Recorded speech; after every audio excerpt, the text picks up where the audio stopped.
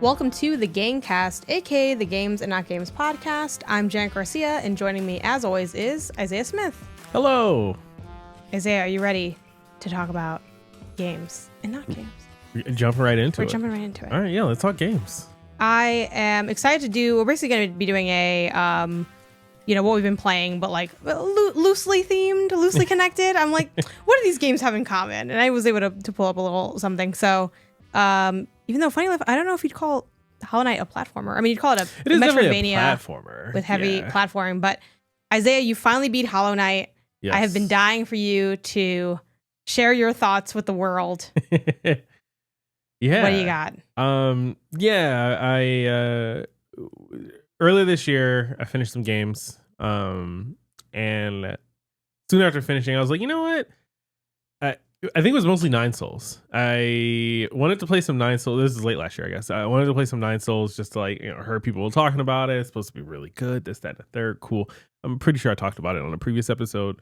But I like the game, but I didn't like the parry mechanic, and I didn't like that you have to parry. You will not get far in that game if you do not learn to parry, if you do not embrace parrying, and if you do not get somewhat good at parrying. Mm-hmm. Still, I persevered. I got all the way through, I think, to the second to last boss. Before I just said, you know what, screw it. I'm just not having fun anymore. Let me turn this difficulty down, give myself super health, and make the enemy super weak, and then just blitz through the rest of the game just so I can get the story, because I was over the combat at that point. But then after I finished, I was like, man, this was not the satisfying Metroidvania platformer that I wanted. What I wanted was something like Prince of Persia: The Lost Crown. We both agree, fantastic game. I wanted more of that. And I was like, you know what could fill that void? Maybe this Hollow Knight. Ubisoft said no. You don't get any more of that. Yeah, you don't get any more. You didn't buy enough copies. Which is arguably true because we shared a copy. Yes, and I got my copy as part of the rest. So, but I felt like, this just taught me I got to be more aggressive. I was talking about that game that whole year. You were. And I was not able to move the units. No. I did not meet my quota. Shipped. And for it, people suffered. So that sucks. I decided, you know what, let me try this Hollow Knight. There's a little guy. It's a little guy in a little big mask. He is a little lad. So that's a mask then. It's not his head. Well, I guess it is his head, because I think he is like a shadow. And I think it's like a Kingdom Hearts shadow? Kind of. So something like you that. Evil? No. I think just your embodiment is kind of like a shadowy kind of thing. And then the mask is, I don't know, to be honest with you. I couldn't tell you. So it is a mask, maybe? I guess it's like a helmet, but it's also like a skull. Hollow Knight without head? Yeah, I guess. Without cloak. Okay, that's easy. Oh, it's no, like that's a shadowy a body thing. kind of thing. Anyways, I wanted to play it. Heard good things, and I was hoping that it would just give me that Prince of Persia fix, right? That really good Metroidvania platformer kind of thing. And what it did, it was definitely closer to that Prince of Persia: The Lost Crown than Nine Souls, but it was still very much close to Nine Souls, where it's hey, you're gonna get lost. We're not gonna help you figure out where to go next, and along the way, we're gonna punch you in the face. And it's well, I can understand why some people would really enjoy this. I didn't like the combat. It was so weird. The combat was almost the opposite end, where it's it's too simplistic, and a lot of in Nine Souls, the way that I found you have to really tackle the combat in battles is you have to be aggressive and get good at quickly reading what the move is that the enemy is doing, so that you know when to parry, and then you can be aggressive again. Hollow Knight, I feel is almost the opposite, where it's you need to be very passive, you need to be back away, you need to learn their moveset, and then you need to learn when you can get one or two hits in, and then you back out again to avoid getting hit by whatever. That sounds like my kind of combat. I mean, hey, then maybe you'll like it. I want it to be, whereas, and again, the third pillar to this, I feel Prince of Persia is somewhere in the middle, where it's you can be very aggressive and dodge out of the way, or block, roll out of the way, or do whatever, or hit them to interrupt them, or you have your specials that you can do that kind of give you iframes and all this stuff. But also you can sit back and learn the enemy pattern, and then know when you can come in and really punish them and stuff like that. So it was a little too far the other way, combat wise. But the platforming and the platforming in Hollow Knight feels really good in that like you are a little not even floaty, but like your jump is a little funky, but you get used to it fairly quickly. And then they give you plenty of opportunities to like really get off on the wall jumps, to dash, to wall jump again, to hit to reset your air jump, to jump again and do all it. Like there are some like moments where they give you plenty of space to like work around the platforming. But like all in all, as an entire package, I felt like it just wasn't there. I can understand and I can even like see that it is a good game, like a really good game, but I do not understand the fandom that it has. Maybe it's like I don't know, when you really dig into the lore of it and you like are learning this and that, or like people who are really into like speed runs, right? Where it's like, hey, like someone really enjoys this game because they've broken down the systems within it and then they know how to then like break outside of those systems or take advantage of like underlying mechanics in the game to do stuff you weren't necessarily supposed to do, or like to just show your prowess with it, your perfection of execution kind of thing. But for me, it's like, I mean, that's all cool. It's like Mario 64. It's like, sure, there are people who are gonna like nitpick and figure out everything in that game and then become gods at it. I don't see how the rest of us are having as much fun as you are. I feel like Mario 64 is really good. Like the camera's rough in that game, but I don't know. To say Hollow Knight not that good reminds me of Mario 64. Like, well, hold on. I feel like you have a good game that people hold up to this incredible pedestal and put thousands of hours in and have like tons of YouTube channels dedicated to pulling off some crazy stunts in it. And it's like, I mean, if you're enjoying it, clearly you like the game, and clearly that like I think there's some merit to the game being that good to warrant that.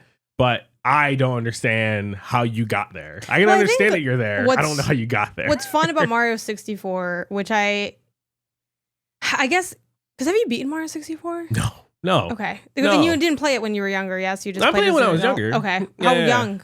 Like in the era? Okay. And did you not like it then? You were just like, why? I mean, I thought it was fine. It was like, okay, cool. It's not better than 2D Mario. And so I was like, I'd rather just play that. I mean, I think it's better than...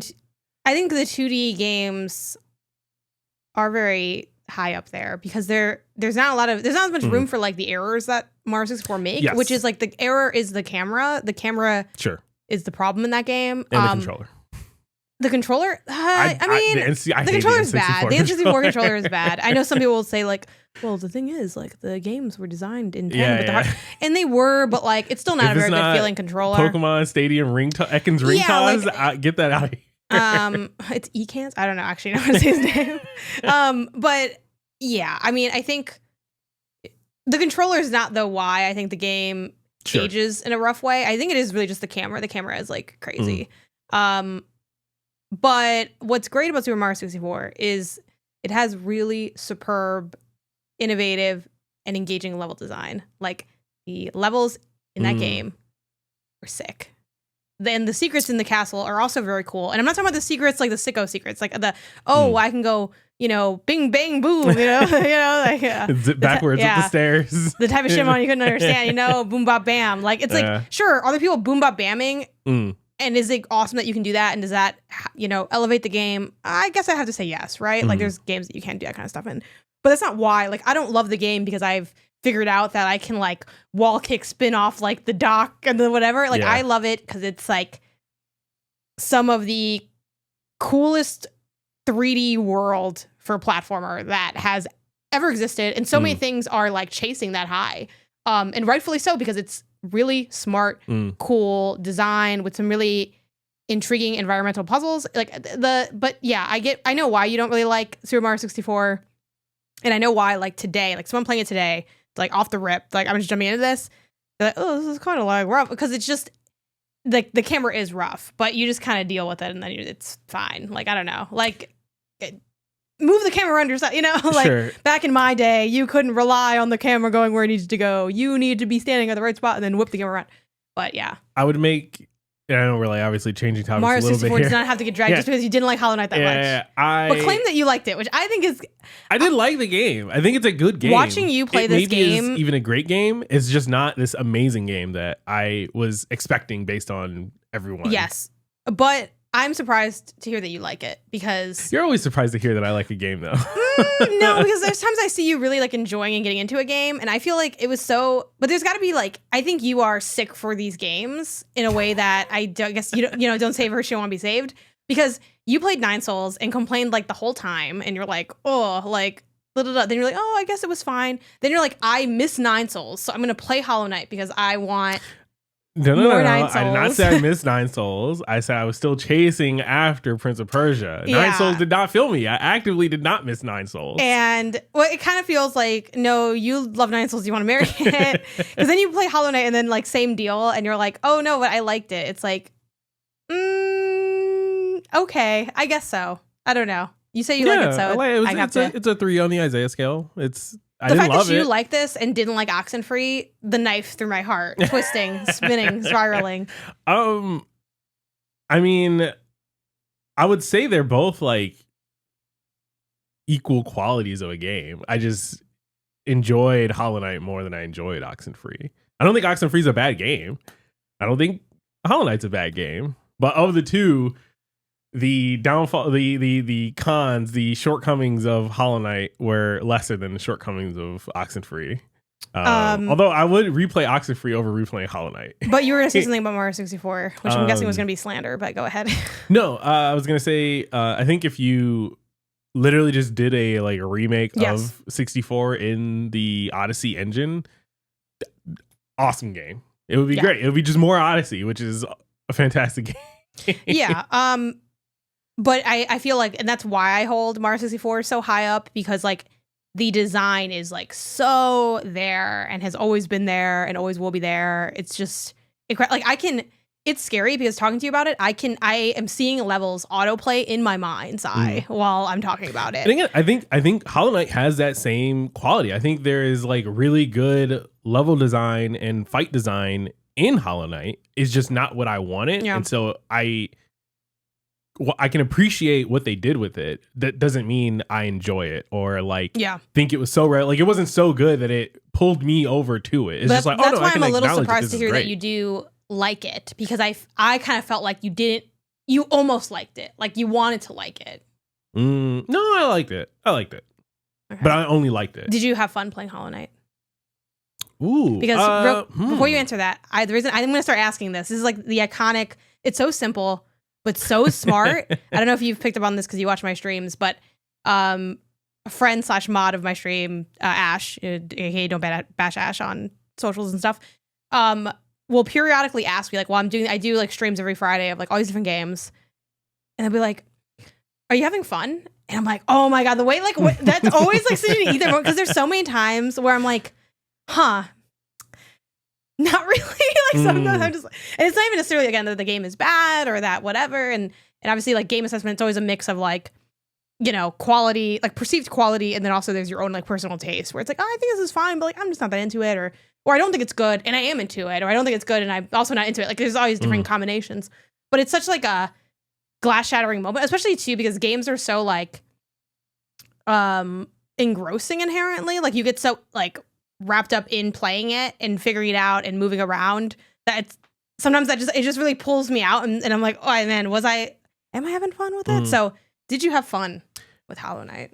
I would say I had fun with I had just pure fun with 70% of Hollow Knight. That's pretty high. I had tolerable entertainment for another 10%, and then intolerable entertainment for another 20%. And my last big Hollow Knight question: did you feel sweet? No. Wow. No. The moments where I felt sweet, as a whole, no. There are obviously moments when you land a great jump, or anything in these kind of games, they give you these little pockets of feeling sweet. But I feel like the thing that Hollow Knight sets itself up to feel sweet for, which is the fights, I never felt sweet in a fight. I never felt, and I'm sure people do. I'm sure there are fights that are meant to make you feel sweet. I just never. Every fight, I feel like I got by based on luck, and like a little bit of jank, and not because I was sweet. And it's like, well, that's like one of the things I want to feel in a game. Okay. But you know, hey, the search continues. And you were searching for Prince of Persia: Lost Crown.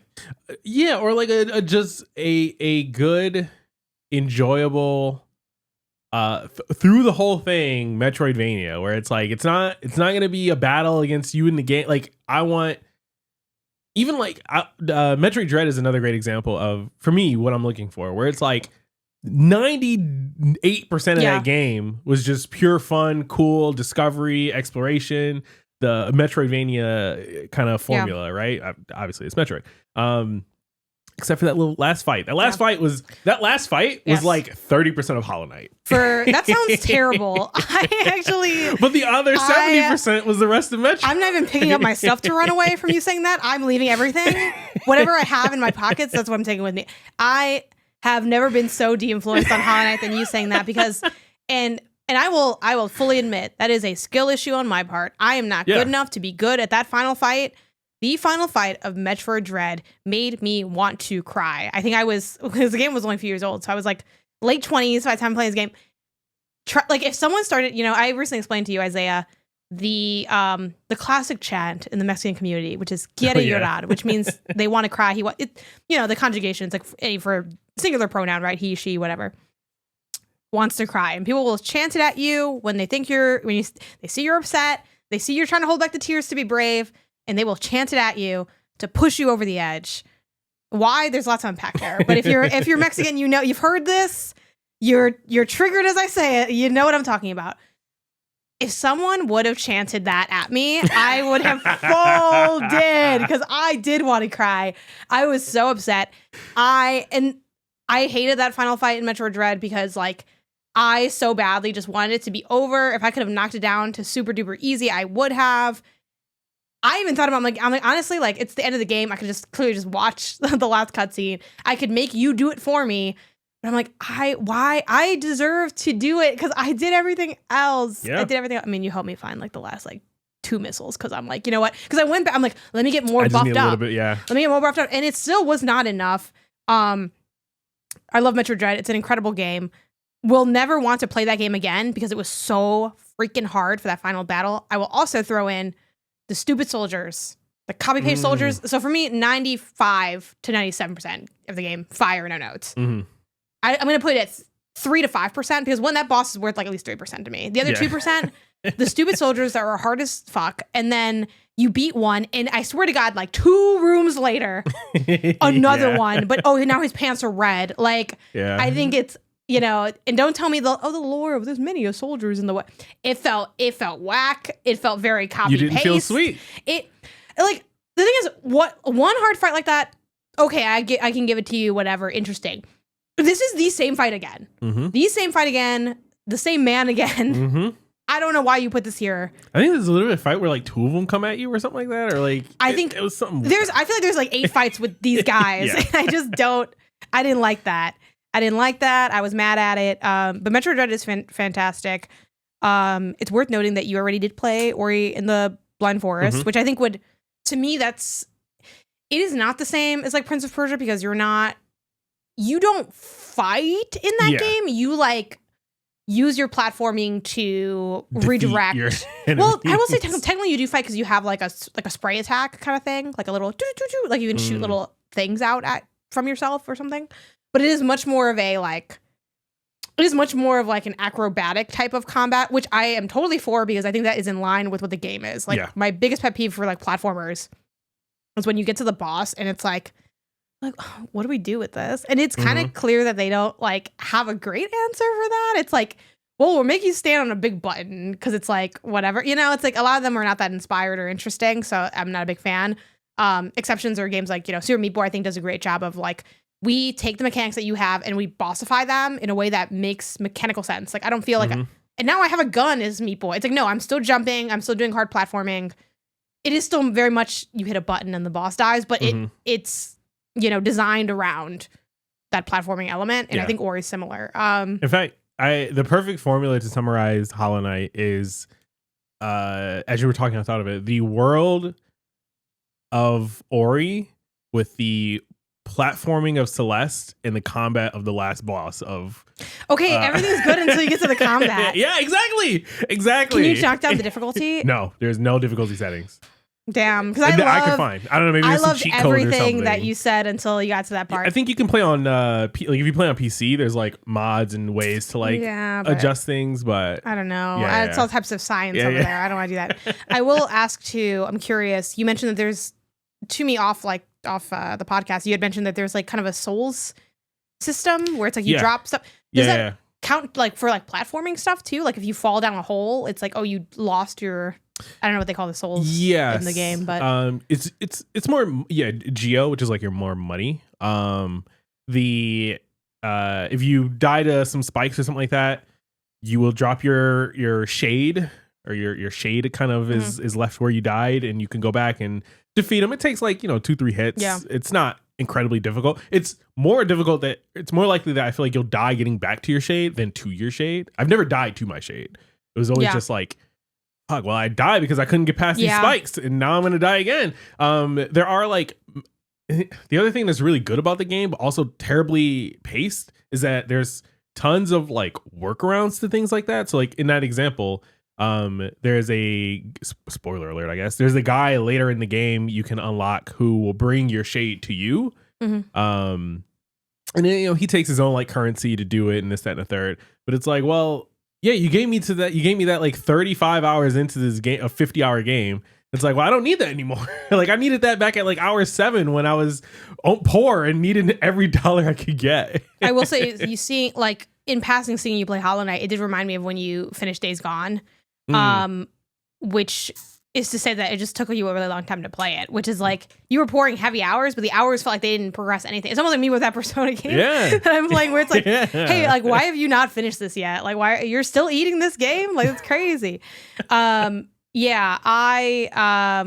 did not play Hollow Knight, and I don't think I'm going to play Hollow Knight based on your description. But I'm kind of like, I don't know. It does look kind of cool though. I mean, I say try it. Again, it is a good game. I'm not in a mental space to take an L like that currently. And I almost am never in that space, to be honest. So we'll see. No, that's fair. We'll see. I know Silk Song is obviously like one of the most hyped indies of all time, and that's like whatever. But like, I don't know. I don't personally like. I almost feel, I've mentioned this like on content before. I think like on MinMax. To me, I'm almost excited when there's a good excuse for me not to play a big game like that, because I'm like, I just saved all this time. Yeah. And it's like, sure, it's going to be like this big gap in like kind of my year in terms of like being able to speak to like the year's biggest games, but like it doesn't really matter, because it's like, well, I didn't play Hollow Knight and I don't really like Hollow Knight, so that's why I'm not playing this or something. And then it's like, okay, I guess, whatever. And then it's like, cool, I can just do everything else, because I already have a lot of other games to play. So I don't really feel like, because I think someone wrote in with a question of like, do you feel like FOMO if you're like not playing this big game? I'm like, I'm playing so many games, like I don't even care. I don't even care that much, but it would be I probably should at least give it a more of a try. I booted it up years ago on Switch and was like, I don't know, this seems really hard. Like I got like into a room and there was like, I guess maybe a boss or a big enemy, and I'm like, seems kind of hard. Bye. And I just never came back. So maybe that was the right assessment for me at the jump. But yeah, while you were getting into Hollow Knight, I was just playing a bunch of other stuff. I got into Lonely Mountain Snow Riders. That was my Hollow Knight, where I was like really locked in on getting these times. Yeah. Are you gonna join me on the slopes? I'm absolutely gonna join you on this. So what is it on? I have it on Xbox. Okay. Cool. And I have it on Xbox. I own it on Xbox, but it is on Game Pass. If people are looking to play there. Yeah, I got bust out my Series S while you're playing on X. Oh, okay. I also have it on Steam. Yeah. Maybe I do it on a Steam Deck then. Shout out to various PR places where I got it on both basically, which was cool. I went with Xbox just because I like console still a bit more, even though I do love my Steam Deck and it's very comfortable. But I'm like, I'm just gonna do this on console. I did. The first game was Downhill Lonely Mountains, or Lonely Mountains Downhill. Right. The names aren't great, I'm not gonna lie. It's kind of messy, a little messy. But yeah, TLDR, I loved that game back in the day when I played it. It came out a number of years ago. Found out about it through our boy Metal Jesus Rocks, which we watched lots of his YouTube videos. Hell yeah. And one of his classic compilations, he was like, either it was like hidden gems on Game Pass or just like Game Pass Rex or something. He had mentioned it. I'm like, this seems cool.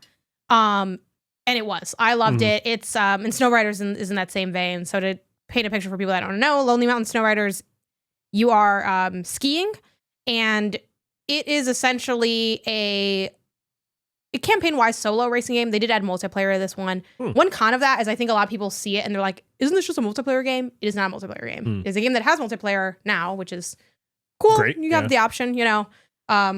It's a little tough out the gate. Like I feel like it's a little buggy. Maybe are you racing, or is it just more like time trial? You're racing other people in the multiplayer, yeah. Okay. Like, do you interact with them? Like I think you can like emote towards them or something, but like it's not like you can like push them off the ledge or anything. Oh, I think there is collision, but I don't know if there's collision, to be honest. I only did like 2 or 3 races, and I did really badly on like both of them. So you never had the chance. Oh yeah, like I do remember like kind of. I don't think you like fully like spin out collide, but I think there's some. I don't think you can fully clip through people or anything like that. Okay, but it's kind of confusing to play the multiplayer because also everyone looks like very identical, so it's hard to just like. I can see that. I'm just like not in love with it, but I'll probably hit it up a little bit more just for like, hey, let's see how well I can do on some of these. Like it'd be fun to do better than I've been doing, which is like.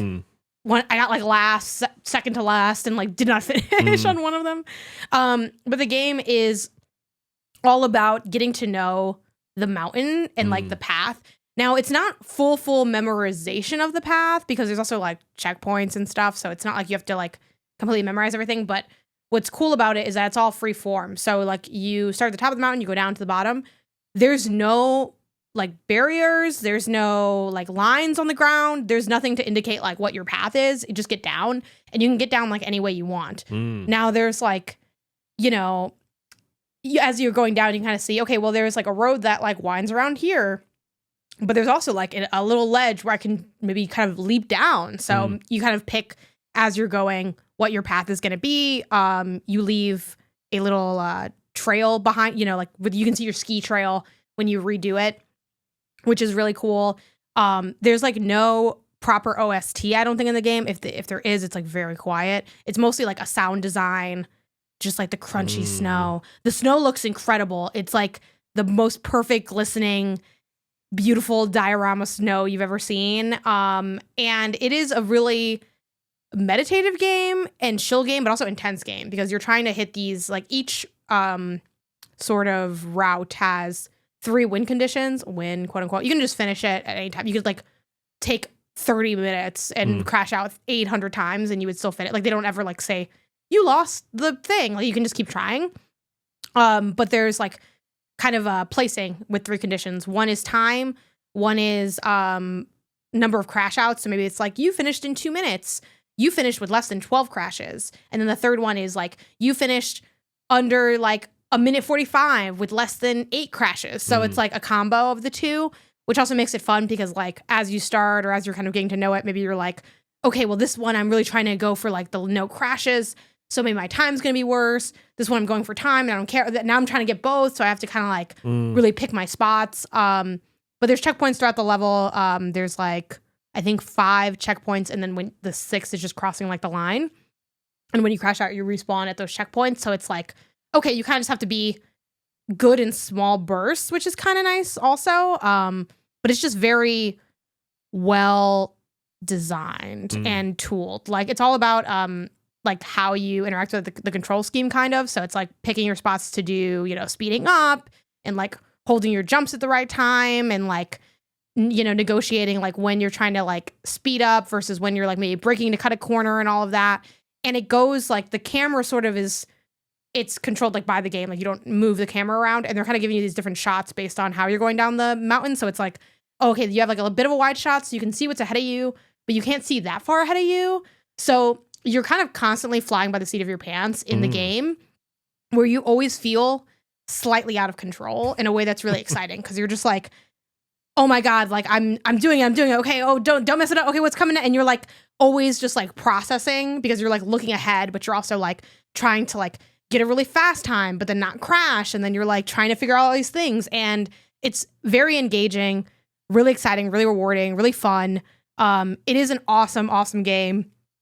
They did it again. And this is a franchise. Now it's a franchise, I guess, because they have 2 games where the people who know, and they're like, yeah, this game rips. It's awesome. It's great. And everyone else is like, what is this game? Lonely Mountain? What? I don't know. It looks like, I guess it looks okay. And it's like, I kind of feel like a little bit frustrated in a way talking about the game, because I feel like sometimes people like they look at it and they're like, I don't know, like how interesting is this really? And it's like, no, it's really good and really interesting and really different and unique and fun and exciting. And like, it has all these really cool things going for it. But I think on its face, because it looks like pretty simple, people just kind of assume like, I don't know, I don't really race. I don't like to race. Like, it doesn't matter if you like to race. I think everyone should at least try the game, because it's like, it is that cool and special and fun. That sounds cool. Yeah. I definitely want to try it. I'm not sure how it would play on Steam, or rather like how I would enjoy playing it on Steam Deck. Cause like I see you play it on the TV and I'm like, that looks really cool, especially like on the big screen. Yeah. Even though I don't probably get to see more, I feel like I would get to see more. I kind of feel that way too, yeah. Where it's like, I don't know, any little advantage I can give myself for like missing that rock or something like that, or like at making the same that time jump. Though, like I loved playing Tony Hawk on my Game Boy Advance, so maybe like it's maybe it would hit, but maybe the concentration. I don't know. I definitely want to try it. I'm not sure what I'll try it on, but I think especially now that Hollow Knight no longer has its grips on me and I'm done with it. It's like, you know what? Something else that's a little bit slower, relaxing, more therapeutic, for lack of a better word. That could be the thing for me right now. Yeah. So definitely gonna try it. That being said, it was like, in my mind, this was my Hollow Knight, because like for Hollow Knight, you'd have these moments where you're like, no, I can't talk. I'm like, I'm fighting like the big beetle or whatever, I'm like, okay, cool. We both play games, so we know there's many games that have like non-pause, like too intense, like da-da-da. Lonely Mountains has that, but for like little bursts of time.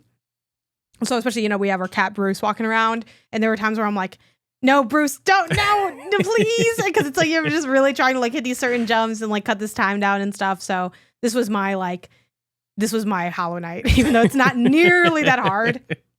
Yeah. But it has those little moments of like intense focus, which are cool. And outside, you can pause the game at any time, but obviously I'm not going to be pausing mid, checkpoint area. And then the other game I was playing that was also, I'm like, I have Hollow Knight at home, was Symphonia, which for some reason I had got in my head that this was a Metroidvania. It is not. It is just a platformer. It's themed all around like music. It's like, you're this musician, you have like this violin, and you sort of like your jumps. I forget the names for the parts of the violin, but you have that little stick thing. It's like, you're kind of like conductor stick kind of thing. Oh, it's not a conductor stick. It's the bow for the violin. It's like, you're kind of like whipping it to do your jumps in a way, even though like, ignore the fact that would break it, but like, you know what I mean? Like, and it has like these really cute interactions where it's like, if you stand by something that's sort of an environmental secret, it's like you hit a button to play the violin, and then like the environment interacts with that. Like maybe it's a flower blooms and it reveals something or other, right? It's a little bit in that vein of Celeste, Prince of Persia, whatever, in that it has the strawberries basically, which for Prince of Persia it was a coin. Here it's like a music coin note or something like that, where it's like, this is an area that we feel like is a bit challenging, where you have to grab it and then like land at a safe spot to officially have gained the object. I will say I'm like one world in. It's a pretty short game, so I probably will finish it, even though I've put it down for a while. So I'm like, I gotta get back to that to knock it out if I want to finish it. But it is self-labeled as a precision platformer. I feel like it's not really. Like, it's not. I mean, there's definitely, you have to be thoughtful in your platforming, but I feel like it's a lot closer to like a puzzle platformer almost, where a lot of, in a way, every platformer that's hard is kind of a puzzle, but it's like, you have a lot more downtime to think. Like, a lot of the levels, at least in that first world, was like, you stick to like a moving platform and you're just like completely stationary, completely safe. You could sit there for 70 hours and like you'd never get hit, because it's like there's nothing hitting you, you know? And then it's just like, okay, think about when you want to launch yourself over and then you'll land to the next one. I think the other thing that makes it really easy, at least in the first level, is a lot of the ways you latch onto these moving, they're almost like pin cushions. Like, those little things. They kind of look like that. I don't know what they're supposed to be, but they look like pin cushions. And you can kind of, if you're close enough, you can hit a button where you like zip to it and like attach to it, which is totally cool and fine. And that's how like the levels are designed. But that also makes it like kind of easy. It's like, imagine, you know, those gravity platformers. It's like, imagine that if it was like easier. It like kind of has zoop to somewhere safe. Kind of. It's like not like that like unthoughtful, but there's a lot of like, okay, if I get close enough, I can just hit this button, which to me is not like quite in the vein of like precision platformer, because I don't have as much like autonomy over landing that. It's just like, okay, I get close enough and then I can just like, I don't have to worry about placement or all these other things. And it's just like not very hard to me when I think of like precision platformer. And like they're also like on Steam, it's like tagged like difficult platformer. I'm like, it's not a difficult platformer. And I did check with like a non-sicko, because I will say I'm very good at platformers. So I'm like, maybe am I like out of touch? Like, am I one of those people that's like, it's not even hard and then it's actually hard and I'm like a jerk? I talked to Jenny over on the Indie Council and she's like, yeah, I also felt like it wasn't very hard. And I'm sure she's perfectly, you know, fine at platformers, but I feel like she's less sick than me, at least, because few people are as sick as me. There's like 8 of us left. We're like a dying breed, but yeah, so it's cool. It's alright. It's very much like this game is like barely good. If someone said it was just okay, I would understand. But it's like, oh yeah, this is all right. It's solid. It's cool. Do you recommend I check it out? Do you recommend, let me phrase it like, do you recommend Isaiah check it out? And then do you recommend just people in general? Like, oh, like, you know, listeners check it out. Do I recommend listeners check it out? I would say I'd only recommend it for people that really like platformers, only because I just don't think it's that interesting or like noteworthy. I do think the world design, like in terms of kind of lore and theme, is really cool. And it feels very cohesive, which is something that I think a lot of platformers struggle with. Like a lot of platformers are just like, okay, like you're a little, you're a rabbit and you're in the candy world. It's like, but why? And like, I can kind of like let that stuff slide, but it is really nice when you have a big cohesion to it. And I really respect that Symphonia does, but it's just like not that like dope, you know? And I'm not like obsessed with it either, as like, even as someone that is like, I'll play pretty much any platformer because I don't have a lot. But there's a demo on Steam. And I think if you're a platformer fan, you should probably check it out, just because it's like, hey, this is like, someone made a platformer, you know, ring the alarms. But I don't think it's like, oh man, you know, it's low key. It's like, I don't like it as much as I like Epic Mickey Rebrushed. Like I think I mean, one's 2D, one's 3D, so they're different flavors, but I am much quicker to recommend Epic Mickey than I am this. And Epic Mickey also ain't a banger either, but it's like, I think it has a little bit more going for it to me. And yeah, if you're not like a big platformer fan, like I don't think you need to check it out. But if what I said, you know, sounds interesting, obviously demo it up and just like see what's going on. It's got some cool ideas, but it's just not that like, it's not that invigorating. I will say there are some moments where I do feel sweet though, so I will shout that out. I love a feel sweet moment. Yeah, because there's a couple like nice little rooms. It's just like, it's a little bit too, I think especially as a self-proclaimed hard platformer, it's like, you didn't really give me that though. So it's just like, it's a different kind of platforming fun where it's very chill, very achievable. Like it has a couple moments that are a little hard, which I do enjoy, but like it ain't giving that oomph that I, you know, that I would want to recommend it. And then for you, do I recommend it to you? I have to analyze your mood and vibe more. Okay. Because I don't think it's like you're gonna play this and be like, this bangs. Like I feel like, not to be rude, but I don't think there's any way that you say that, because I just don't think it's at that level. But there's a chance where you're like, oh, this is all right. But like, do you need another like, it's fine kind of game? Like sometimes you kind of want more than that, or need more than that to like hit a good pace. I feel like because you haven't had, to me, like some big wins recently in games, I wouldn't recommend Symphonia, because I feel like Symphonia, you're not going to be mad at it, but you're not going to be like, man, this is what I needed. Like it's not going to be like when I gave you What the Bat, where I'm like, this is going to eat, like it's perfect for your mood, like whatever. Yeah. Man, What the Bat was really good. Yeah. And I rate that game really high, like much higher than a lot of people seem to, you know, critically online and whatever. But yeah.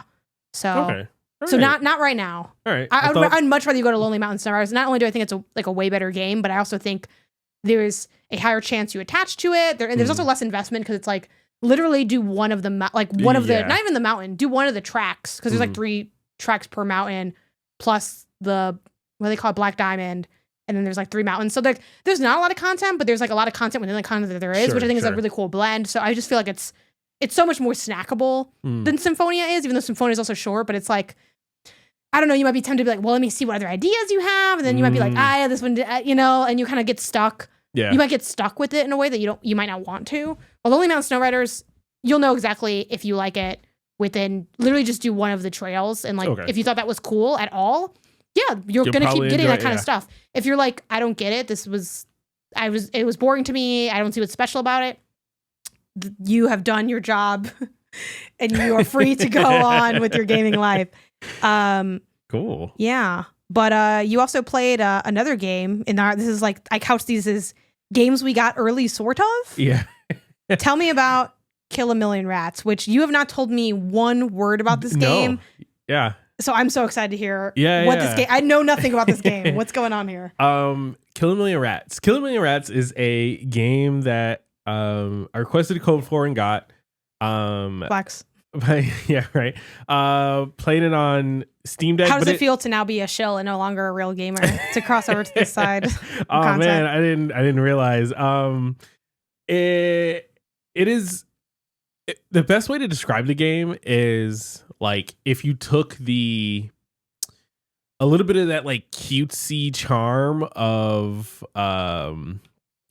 Cult of the Lamb. Listening. Okay. And mixed it with a little bit of the auto shooting of Vampire Survivors. Okay, that sounds really good. But it wasn't executed quite as great. Like it's not a bad game, but it is a game that so how it starts, how the game premise is like you are a spirit of vengeance. And you every sort of roguelike, so like every like run starts with you in this like auto-generated like plot of land. You sort of place a stake down of like where your base is going to be, and then you can also start placing like little structures around your area, like a little dwelling which lets you get more followers, and a watchtower which might shoot arrows, and then maybe a farm that builds up food and happiness so that you can have then more followers who can build more structures and things like that. So it's a little bit of like a structure building game there, or base building game there. And like, but every night, so like this is like during the daytime, there's not many actions you could do. There's not many actions I could do at least in a day. Very quickly, you just say like, all right, cool, end the day, go to nighttime. And that's when like the wave of rats start to come. And the rats start fairly small. Yeah, it's like, the first day is like, 60 rats or something like that. And then the next day is like 150. And then it like gets up to like, 300, 1,000, 500 or 5,000, building over time. And it's like the spirit of vengeance versus the rat king. And you guys have like dialogue after every wave. That's like cute and funny and blah, blah, blah. And you also like kind of, as you progress through the waves, you get like upgrades to either like structures in your camp or your own abilities and things like that. So it's very like there's a lot of like random generated content where it's like, oh, your base attack increase the speed of your base attack by 20%, or like, oh, your villagers do 10% more damage but move 10% slower or something like that, right? Like you get these like options you can choose every so often. And it's not bad. It's not great, but it is, I would say, good, right? I think it's your Symphonia. It's a nice bite-sized game. Yeah, that like I don't think it's like doing anything super new or innovative. But what it's doing is solid. It's like a nice little meal, I would be curious to have you try it. You have it on Steam?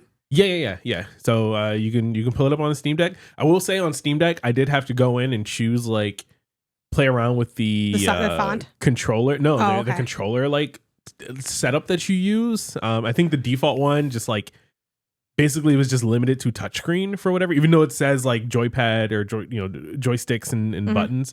I ended up going in switching to like emulate mouse and keyboard, and then once I got into the game says it like supports controllers. And I was like, all right, well, let me see if I could just find like a different controller scheme, and then found one that is like more controller based. It is definitely like a keyboard and mouse game if you can, but it does support controllers, and it works fine enough on a controller. But I think if you are at a desk with a mouse and keyboard, you'll be much better. Something that's really funny to me is I was looking at the page on Steam, and I waited until like you explained it more because I wanted to see like, do I get a picture of it?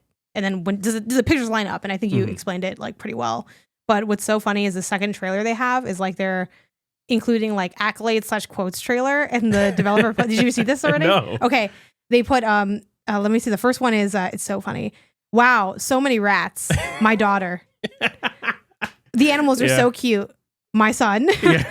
This game is amazing. My other son. Which is actually That's so funny. You gain a tip of the hat for that, because that's actually very funny. Yeah. That's really good. Okay. So yeah, and so it's very cute. It's also has a demo available. a fairly small game. Yeah, no, definitely worth trying out the demo. Again, it's not like I don't know if it ever gets as crazy as like a vampire, later stages of Vampire Survivor. But I think the base building elements that they have is a nice like twist on that Vampire Survivor kind of idea. The bullet heaven. That's what they're trying to popularize. I think you can also do like specify like the direction you want to shoot in and stuff. I think by default it just has like auto aim and shoot. But if you're someone who wants to go in there with twin stick and be in full control of everything going on, you can do that as well. Nice. Yeah. So definitely check it out. It is interesting. I want to play more. I don't know when, given that I also want to try Lonely Mountain Downhill now. But you know what? I'm going to play more Kill a Million Rats. I don't know if I'll kill 1 million, but I'll kill definitely 100,000 or something like that. Yeah. Also, now that it's January just ended at the time of us recording this, I really have to lock in and be like, what have I played this month and what do I want to finish? And then like lock in on finishing those games as part of my, like, again, I'm not exactly doing it to a T, but the vibes I want is like 30 days from starting. And I get that not every game can be beaten in 30 days. Like Metaphor Fantasia, you probably can't beat you can beat it in 30 days if that's all you did. But like pending wild hour counts, you need to be, it's time to, like, I don't want to be sitting here in December being like, I never did finish the Lonely Mountains done. Even the Lonely Mountains, I will say, I can totally speak to that game pretty much completely because it is the same game. Like, it's just more levels, like, essentially. But yeah, I really want to lock in and get some of these things done. But speaking of locking in, Lock Digital, which is spelled LOK. Someone, I gotta respond to them on BlueSKy. Till there, someone hit me up and was like, "You talked about this on Indie Council," and like I looked up block and nothing came up, and I was really confused. And I'm like, "Oh, my bad." Like I forget that sometimes with these spellings, it can make like a big difference. LOK, lock. Yeah, this is a game that I got code for on Steam. When I started playing it on Steam, plays totally fine on Steam. Really great with mouse controls. It's basically like a mouse game. And then I liked it so much that I remembered. I'm like, PR had emailed me and they're like, we're porting this to mobile. And at the time I was like, okay, cool. Like, slay. I already have it on Steam, It's like, cool. Like obviously, again, PR, it's not always about like codes. It's a lot about like it'll be the composer won this award, just like news about the game and stuff like that. And I was like, okay, cool. Like whatever. I don't, need it because I already have it on Steam. And then I'm like, oh, I think this would be like so perfect on my phone actually. Went into searching my email, went to the archives, unarchived the email, and said, I love this game. Can I get it on mobile so I can speak to the mobile version as well? And they said, sure. And I got that I got like 2 days before it came out, like nothing crazy. But yeah, this game is awesome. It is a puzzle game. What's a good word for this, Isaiah? The puzzle games where it's like, it's raw puzzle. Traditional puzzle, I would say, is like jigsaw puzzles. Like it's in the vein of like how when you step to like it's like crossword Sudoku, puzzle. Crossword, like those kinds of things. It's like, when you pull up to a puzzle and they're like, the puzzle's here. Yeah. That's what the game is. I'm gonna try to come up grid puzzle? Yeah, I want to try to come up with just like a good word for it. That differentiates it from like people envisioning like The Witness or something. Sure. It's like that's a puzzle game too, but it's very different. So it's a very like straightforward in your face screen puzzle game. And the situation is you'll have a series of squares, like maybe 6 squares or something, or like I guess the first one's like maybe like you have like 8 total, like 4 and 4. And your first thing is that there's different letters filled in, and like the first one you get is like just LOK, and then like maybe you have a space, then on top of it says LOK and there's a space. There's like a tutorial level that they give you. And what the game is you'll gain different words over time. And the different words have powers that can help you like fill in the grid. So with that first example, it's like you have lock, space, stacked on top of each other. when you highlight LOK, that gives you the power to fill in one tile. You can fill in any tile. It can have a letter. It cannot have a letter. So, of course, in the tutorial, you use the first LOK to fill in the blank one. You highlight the second LOK. You fill in the other blank. Boom. The grid is complete. It's completely filled in. Mm-hmm. You passed. You did the level. The end. Continue on. And that's like what the game is structured like. So over time, you gain more letters, but also that you like learn more about how the mechanics can like slightly change. So like one early introduction is that you can, if you have something filled in, you can kind of like skip over. So if you have like LO blank K, if you fill in that blank, you can now highlight the LOK, and it's like, oh, okay. So now I'm like sort of strategizing the order in which I'm like highlighting things, where I'm placing things. You may kind of almost like, oh, I'm gonna, not be able to use this LOK, but I'm doing that like strategically to fill it in. So it builds from there, and the grids are of varying sizes. Like I just gave one very straightforward example, but they can be like, super vertical with a couple like, kind of like in a crossword type of layout. And you get a bunch of other like words. Like I got TLAK, TLAK. They're all like made up kind of nonsense, like combinations of letters. And that one, like you can fill in 2 like squares at a time. I think it's TA, like ta. And that one you can fill in, if you fill in like, if I highlight ta and I click on L, all the L's get filled in the board. So it's like very like that's cool. powerful, but also like you really mess up a lot of your stuff because it's like, okay, so you have to like really think about what you're doing there. And then it continues on. I think I've gotten maybe one other word, can't remember offhand. I think the tutorialization is very well done. I think the letters and words you get are rolled out like in a really cool way. I love that there's a book like on the screen at all times. You can click and remind yourself what letters you have and what words you have and what they do. There's also like a really nice animation work to the game. It's like a black and white game, but it feels very like, this is hard to explain. It feels like real. Like they're like almost like 3D'd for like the worlds. Like the worlds kind of look like these little floating dioramas, and they kind of anthropomorphize the ink a bit. Like when the ink kind of goes in, it's like it sort of like sprays down as this little, like a little wormy guy. It's like the head of a little worm. He's got eyes. It's very cute. It kind of reminds me, the art is not like a 1-to-1, but the art reminds me of the art from, I'll try to find the name of the studio, the people that make that Bears game, the Bear Boggle game. They also make Cozy Grove. I do kind of see that like aesthetic. Let's see, Spry Fox. It's not the same like art style, but I feel like the ethos of like the character design, even though the character of Locke is just like this little black worm guy, like it's just the head of a little black worm guy.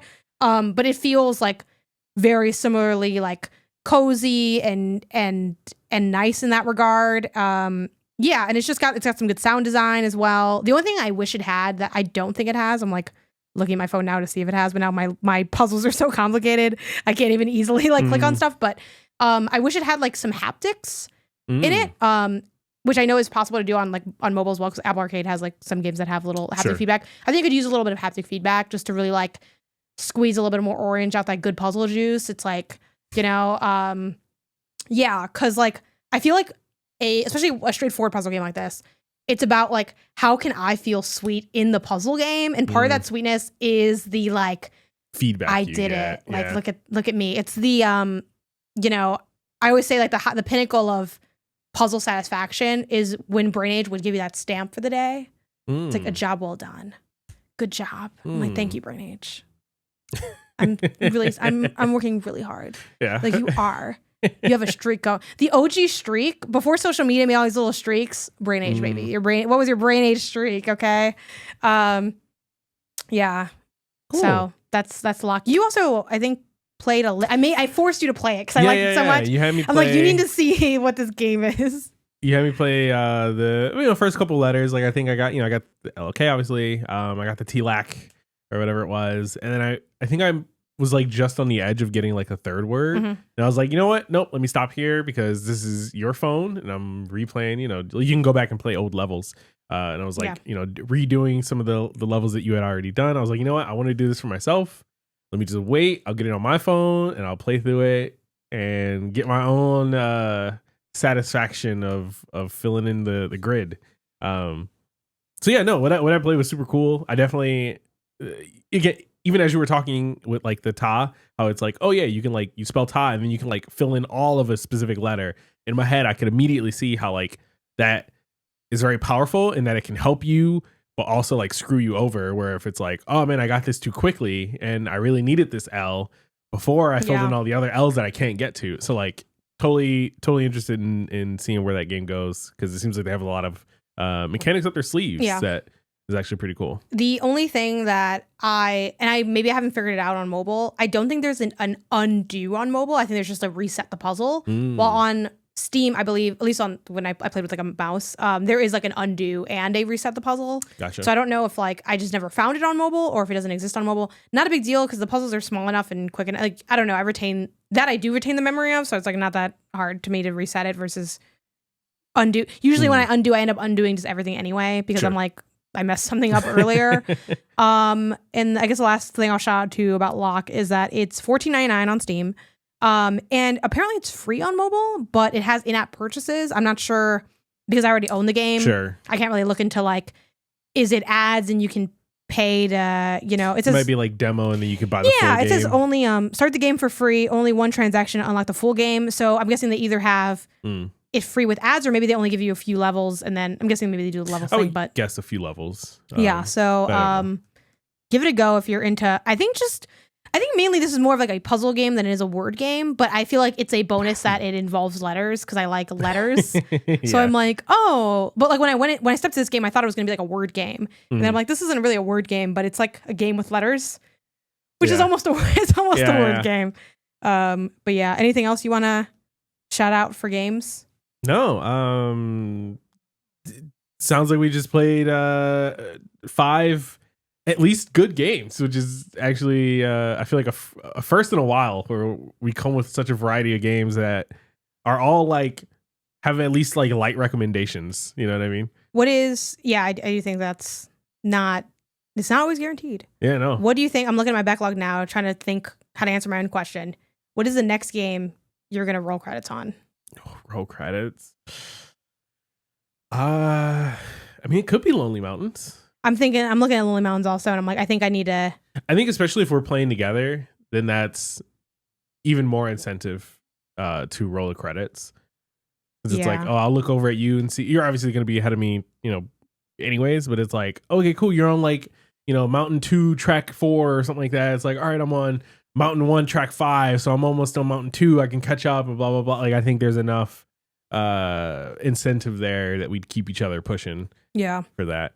Especially given you want to finish a game in a month. Yeah, I might even just knock that out this weekend, even though I'm like, am I rushing through it? Should I like enjoy it more? But it's like, you know what? Like just is right now, let's just, because I'm not really like it's hard to just like casually jump into like a game sometimes. And I really like Snow Riders for what I did with it last time, where I'm like, I'm putting on an album. I got my non-alcoholic beer in my hand. I'm hanging out. I'm broing out with my game. Like, that was a lot of fun. Yeah, I think that'll be my next one too. I'm very excited because I don't know if they trigger it automatically.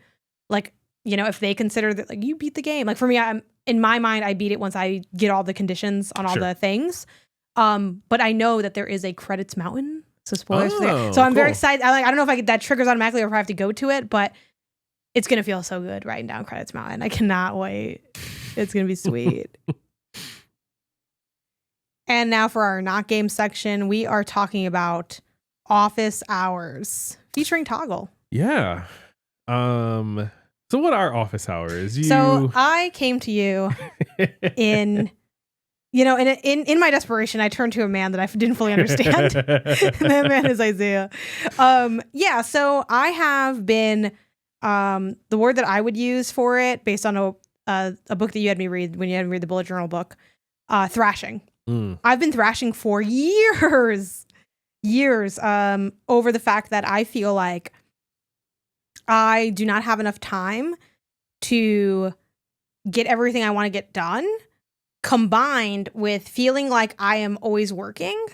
So when you add those things together, what you get is frustration. And it's a little dramatic to say unhappiness because I am generally like pretty happy with I got all my problems are pretty good problems. But I would say maybe not unhappiness, but dissatisfaction or unsatisfaction. I don't know what the opposite of, unsatisfied. Because because it's just like, damn, like I'm doing so much, but like it's not enough, you know? Not enough. Not enough. But like how can that be possible? Like I'm working so much in my mind. Again, am I actually working that much? We're gonna talk about it. But I'm working so much in my mind, but like there's just not enough time for things. And like anyway, I could talk in circles about it, but that's at the core of my problem. Sure. And I've been facing this for years, really. Maybe in a way my whole life, let's be real. Because it's like I've always just been someone that does a lot of stuff. I like to keep busy. I like to pursue a lot of goals, blah, blah, blah, blah, blah, blah. And in that, it's tough because I kind of have set my life up where it's like, because I'm as ambitious as I am, I'm never really going to be fully like, it is really hard to like, if I could do everything, I would just add more because I'd be like, cool, well then that means I can handle more. You know, it's not really an end for my stuff in a lot of ways. So I came to you and you introduced me to office hours. Yeah.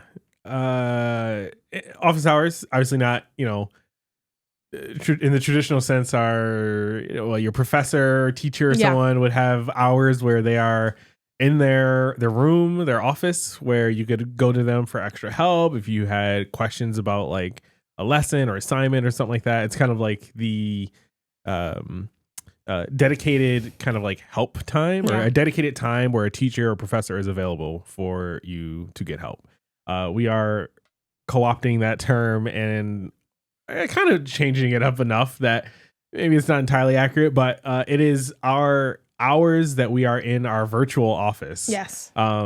So and by that it's like we work from home, work, you know, or remotely when we're working with companies and things like that.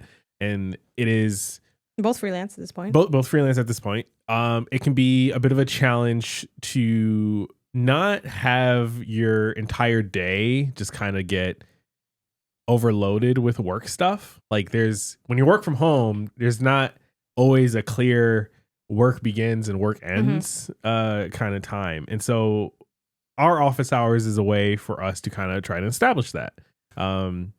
We went through our calendars, looked at kind of like what are some of the you know, events on the calendar that already exist, right? Maybe it's like a meeting or a show or some kind of thing that we need to be present for.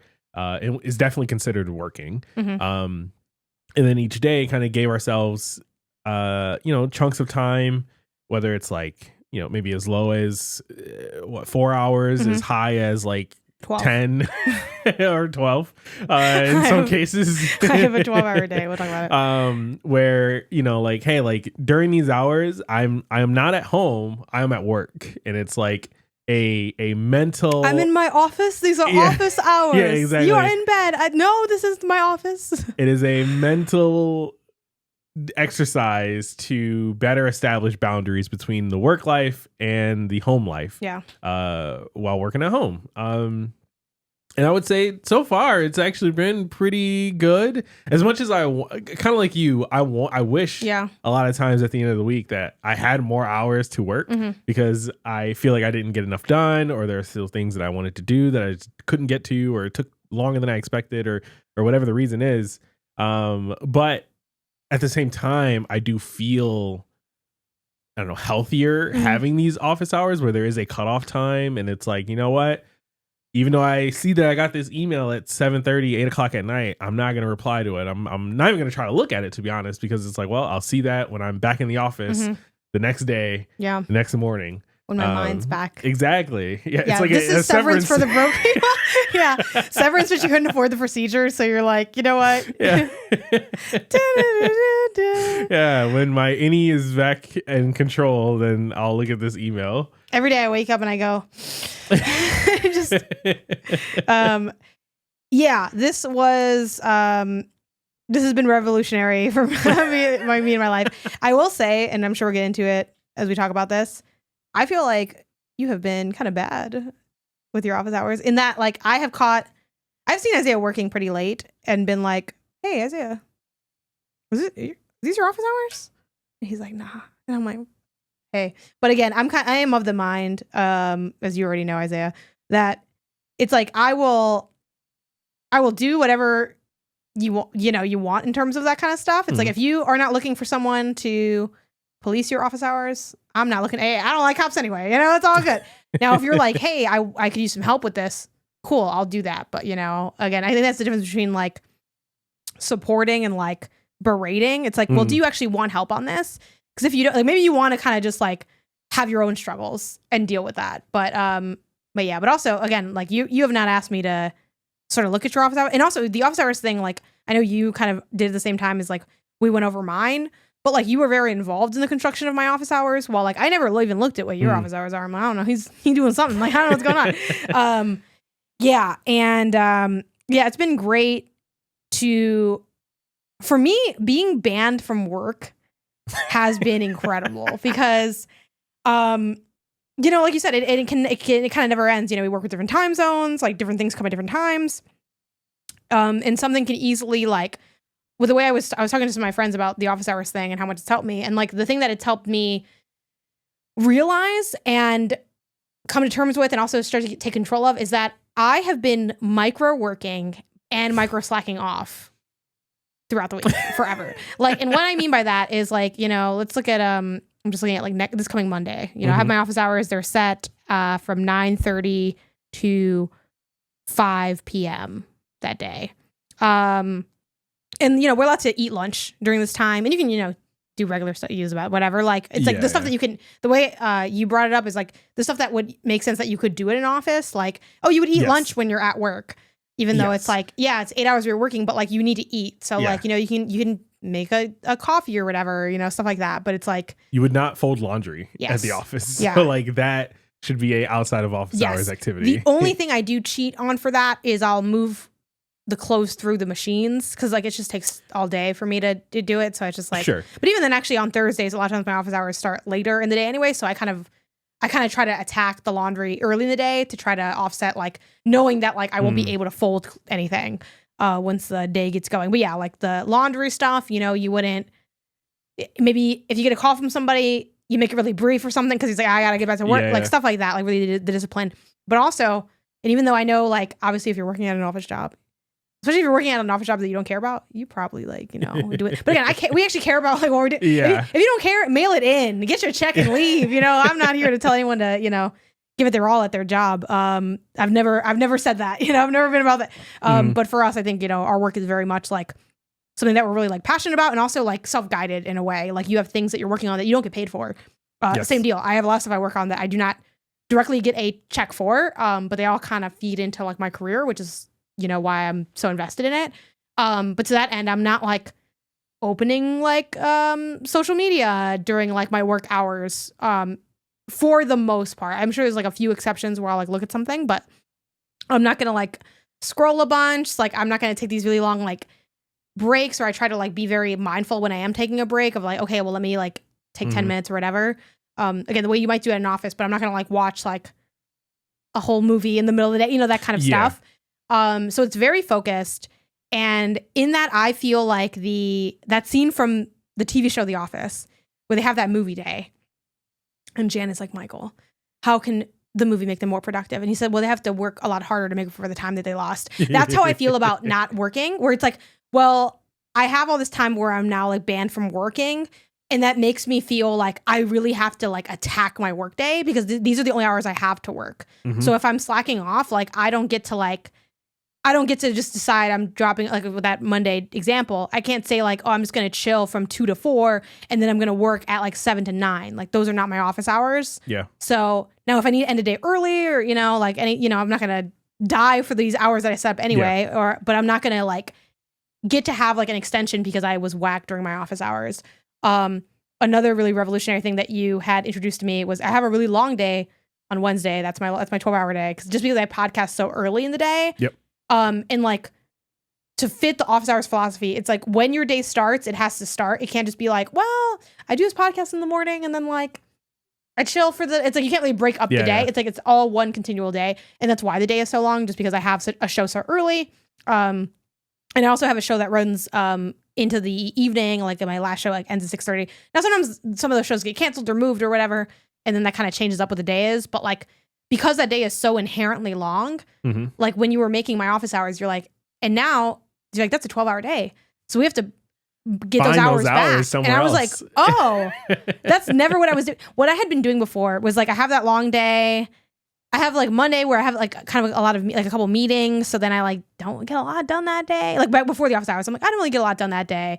Tuesday, I get some stuff done, but I stream. Wednesday, I have my big show day. And then Thursday was like this big day where I don't have anything on my calendar. Usually, sometimes I get, actually this week I have a little thing on my calendar, but it's rare for me to have stuff on there. And before the office hours, I was like, Isaiah, like, I don't want to add anything to this. This is my only time where I really feel like I have to work. Even though, again, my shows and my podcast, it is me working, but it's just like, it's very specific work with that where I can't do like, it's not as free form, Mm-hmm. Like, that's not going to be my emails. It's not going to be my writing. It's not going to be my gaming. And those are all things I have to also do for work. So I'm like, this is my only like time to work. So in my head, before we do the office hours, I'm like, this needs to be like, literally, like I wake up and I work and until like I crash out. Like that's what, and the thing I didn't want to admit is like, you really, while I have that one day that's like 12 hours, again, it's a podcast day, which podcasting is still hard, but it's just different than like writing. Like I can do 3 shows in a day. I cannot write like 3 long articles a day. And I know some people that only write, they're like, oh, I do like 5 articles a day. But also, I write features on news. Anyway, I'm not here to like compare for the type of writing I do. I'm not going to like, let's use a simple example. I'm not writing 3 reviews in a day. And I think even if you're like a reviewer by trade, you're probably not either. Mm-hmm. So it's like, it doesn't, in my mind, I'm like, yeah, well, I'm going to have to though write for like 12 hours. Cause it's like, oh, the only time I could write in a way.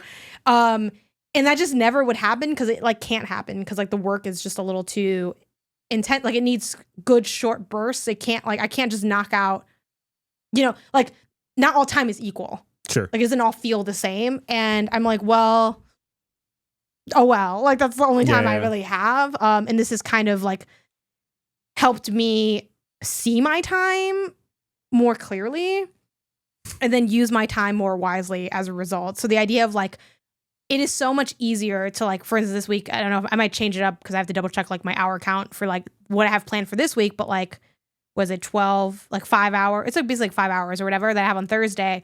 It's like, that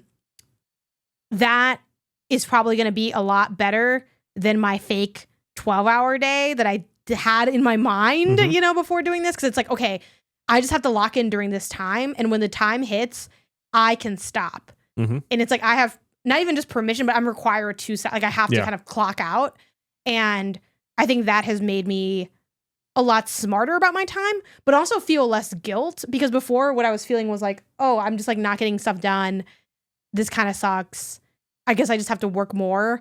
And it's like, you cannot just work more to get more done because you have like a finite amount of energy to work. And even though I knew that conceptually, like this helped me put it in practice where like, I still feel a little salty. Like I'm working on that freaking my best of article. I've been working like on it all month in different spots. And I'm definitely realizing that finding time to write has been really hard for me. So I'm going to definitely work on addressing that like this month. I'm like, how can I really make sure that in these office hours, I'm making times where I can be writing and figuring out what are the steps to writing and how can I be engaging with those like more frequently. So I still have like some like, some elements of those feelings, but I don't feel like, I don't know, like, oh, I just failed in a way, even though it's like, I did technically fail, but it's like, oh, I just have to kind of like figure out how to make it work within my schedule and like when I want to spend my time and like, in auditing my time more because it's like I didn't fail, the week just ended. You know what I mean? And it's like I didn't lose, I just ran out of time. No, that is a really good way to think of it and look at it is that you didn't fail, the week just ended. Yeah. And I think one of the bigger sort of I'm speaking for you, mental switches that you had when we sat down and went through all this is that like you saw your big 12-hour day as I think effectively not work in a schedule sense because you saw that as you losing time from working when really that is you working a huge chunk of time. That's not you don't need to make that up. You don't need to work for 12 hours and then work an additional 12 hours elsewhere because you missed out on working 12 for 12 hours. Yeah. And you're like, no, you worked 12 hours. And I'm like, I mean, in a technical sense, but like, so I think that was like really just honestly the biggest thing. Cause again, your week itself is like a fairly standard week in as far as like, as an adult in society, you work, whatever, blah, blah, blah. And it's like, all right, well, the 12-hour a day is like really the outlier here. Like that's the special thing that like, if you compare your schedule to the average person, that's going to be the thing that really jumps out. So once we got over that hurdle and figured out other times where we can get that time back and have more time to do, the laundry, the practice of piano, the hobbies, the gaming for fun and not just for work. And like, you found these moments then that you were able to kind of like claw back. I'd also love to hear, mostly because I think you'd be better explaining it than I am, but your differentiation about gaming for work versus gaming for fun. Yeah. Which I have accepted your definition because I'm like, I think I felt like it made sense. Mm-hmm. I don't think it's perfect because I do think you can kind of argue that I'm like kind of always playing for work, but I liked what you could came always up make with. that argument. Yeah. Yes, and that's the problem. So go ahead and sound off. I think it's kind of like the difference between gaming for work and gaming for fun for you is like, will you quote be in trouble if you don't play it, right? Where it's like, oh, if you were assigned something because you're going to talk about it on a show next week, it's like, okay, anytime you're playing that before that episode, you're playing that for work. You're trying to play enough that you can then talk about it for work. And you could hit a point where it's like, okay, I've played enough that I could talk about this for work, and maybe that isn't finishing the game, but I want to keep playing. Well, now that switches over to you're playing it for fun. And the idea is that you can play games during your office hours if you're playing it for work. Yeah. And you cannot play games for work outside of your office hours. It has to be playing games for fun. And so it's a little bit of a like honor system that you have to have within yourself.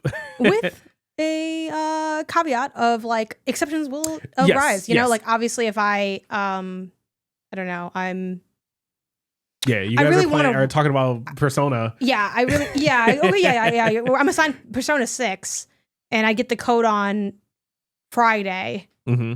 And the show's on like Tuesday, Wednesday, Thursday, whatever. It's like probably gonna like if you really want to make something to say, you're probably gonna be playing on the weekend. Or I consult as well. Like those are very timelined jobs, obviously. Now, granted, a lot of times I get decent timelines on those. Mm-hmm. Part of what makes consulting more like a more humane assignment than like I think we normally would a regular reviewer kind of just gets, frankly. Like you just normally have more time, and obviously there's reasons for that. It's not just because they want reviewers to suffer. They have like they can only send it out so early because it's only done so early, and and then embargoes and all of that. I don't think they do it out of malice, but just generally the timeline is bigger. Like sometimes I get a game for consulting and I have a month to play it, and it's like only 8 hours. So it's like, okay, you can do that with. Now sometimes I get a project for consulting and it's way bigger, and I only get 2 weeks, and it's like, actually I'm playing this every day, all the time. I live with the game. Yeah. Those are rarer, but they happen. And those are times where it's like, okay, sometimes you do have to like dip outside of that and kind of use a little bit of that weekend. But outside of that, like to give an example, at this point, Lonely Mountain Snow Riders. The name is not great. I'm sorry, guys. You guys made a great game. Not a great name. Was the new category this year. Like at this point, that is a for fun game. Mm-hmm. Even though I will, very likely have it on my best of Q1 list and all that. Mm-hmm. However, if I were to write about that game, that's not work because it's like now I'm writing and it's like really, or I'm playing the game to take a note on it. That's like, which I have done sometimes. It's like, oh, let me boot up this game to like double check this mechanic or see how to explain this thing or whatever. Yes. And I have accepted your definition. Yeah. And taken it and ran with it. And, neither of us are perfect, right? Like you mentioned, you'll walk into the kitchen. Some of us are closer, but no, I'm just kidding. You'll walk into the kitchen and see me still working at the table or something like that. Especially this past week where I'm sort of like onboarding to a new freelance project and things like that. And so like really, I might work this weekend because I have to wait until I get... I'm glad you said that because I got some stuff I want to work on this weekend too. Let's go! I have to wait until I'm given access to some things and need to really like coordinate with someone else who to my toxic has web. to onboard me to some system or something like that. And so like, sometimes there are just, especially when you freelance, just times where scheduling is, a little out of your control. Yeah. Or like if you really, if your goal is to be flexible, then that will eat into other times that you have. Yeah, the tough thing, which in a non-evil way, which I'm sure some people will think I'm evil, but I'm really not. I promise. I'm a solid person. I do really enjoy. I don't enjoy you being miserable because why would I? That's horrible. But I do enjoy you getting a taste of like some of the things I've dealt with, because besides the fact that I think it just gives you a better understanding of like my life, but also it can help. We can like help each other, because I've been there, but now you see what it's like to really be there and can understand. I mean, obviously you can understand things from like, you look at things, I talk to you, you talk to me. Like, it's not like you didn't understand what my life was, but like, yeah, that is like a part of the struggle of being a freelancer is like, you have to always seem like you're, oh my God, you're like the savior of the company. Like, you're so available, you're so great. And you do want to seem that way and you do want to be that way. But you have to secretly like have your own system where it's like, they don't know that like I only respond at this time, or you know what I mean? Like, you have to seem like you're like, because that's kind of what you kind of come in as the ringer, you're like the relief pitcher. You're here, to sort of fill this gap that they like couldn't fill before. And with that, you it's almost like in different workers face this at different times, like retail workers face this for like the holidays. Like, you work on the holidays because you're where people get their stuff from. Like, you are there to help other people celebrate. You don't get to celebrate, which sucks for sure. Like, I'm not saying I agree with that structure, but that is kind of like the position I think a lot of freelancers can find themselves in. Like, you're freelance, you're probably working, especially depending on what your field is. Like, you might be working when the staff is off, because that's when like you're filling in for like that holiday or whatever. And, and different people have that. I mean, you even had that back at your old job for like the Thanksgiving was like a busy season because of Black Friday. Yeah. So like, you kind of have to, figure out how to like be in your role, because like you're not a 9-to-5 worker. So like, and that's what I like about this office hour system, because I'm not a 9-to-5 worker. And this structure isn't pretending that I am. Because I think a lot of times when you talk to people about like the idea of work-life balance and boundaries, they're very like, they lean very much on well, you should work like 9 to 5 because like most people work 9 to 5 and like that's what we determined. But I like that like my schedule, like I have a 12:30 to 5, I have a 7 to 6:30, I have a 11:30 to 7:30. I have stuff that is atypical, but it makes sense for what I'm doing, but it's still like humane, and it's figured out how to like it's reconciled with that fact, because like the truth is like I stream until 7 like on Tuesdays and Fridays.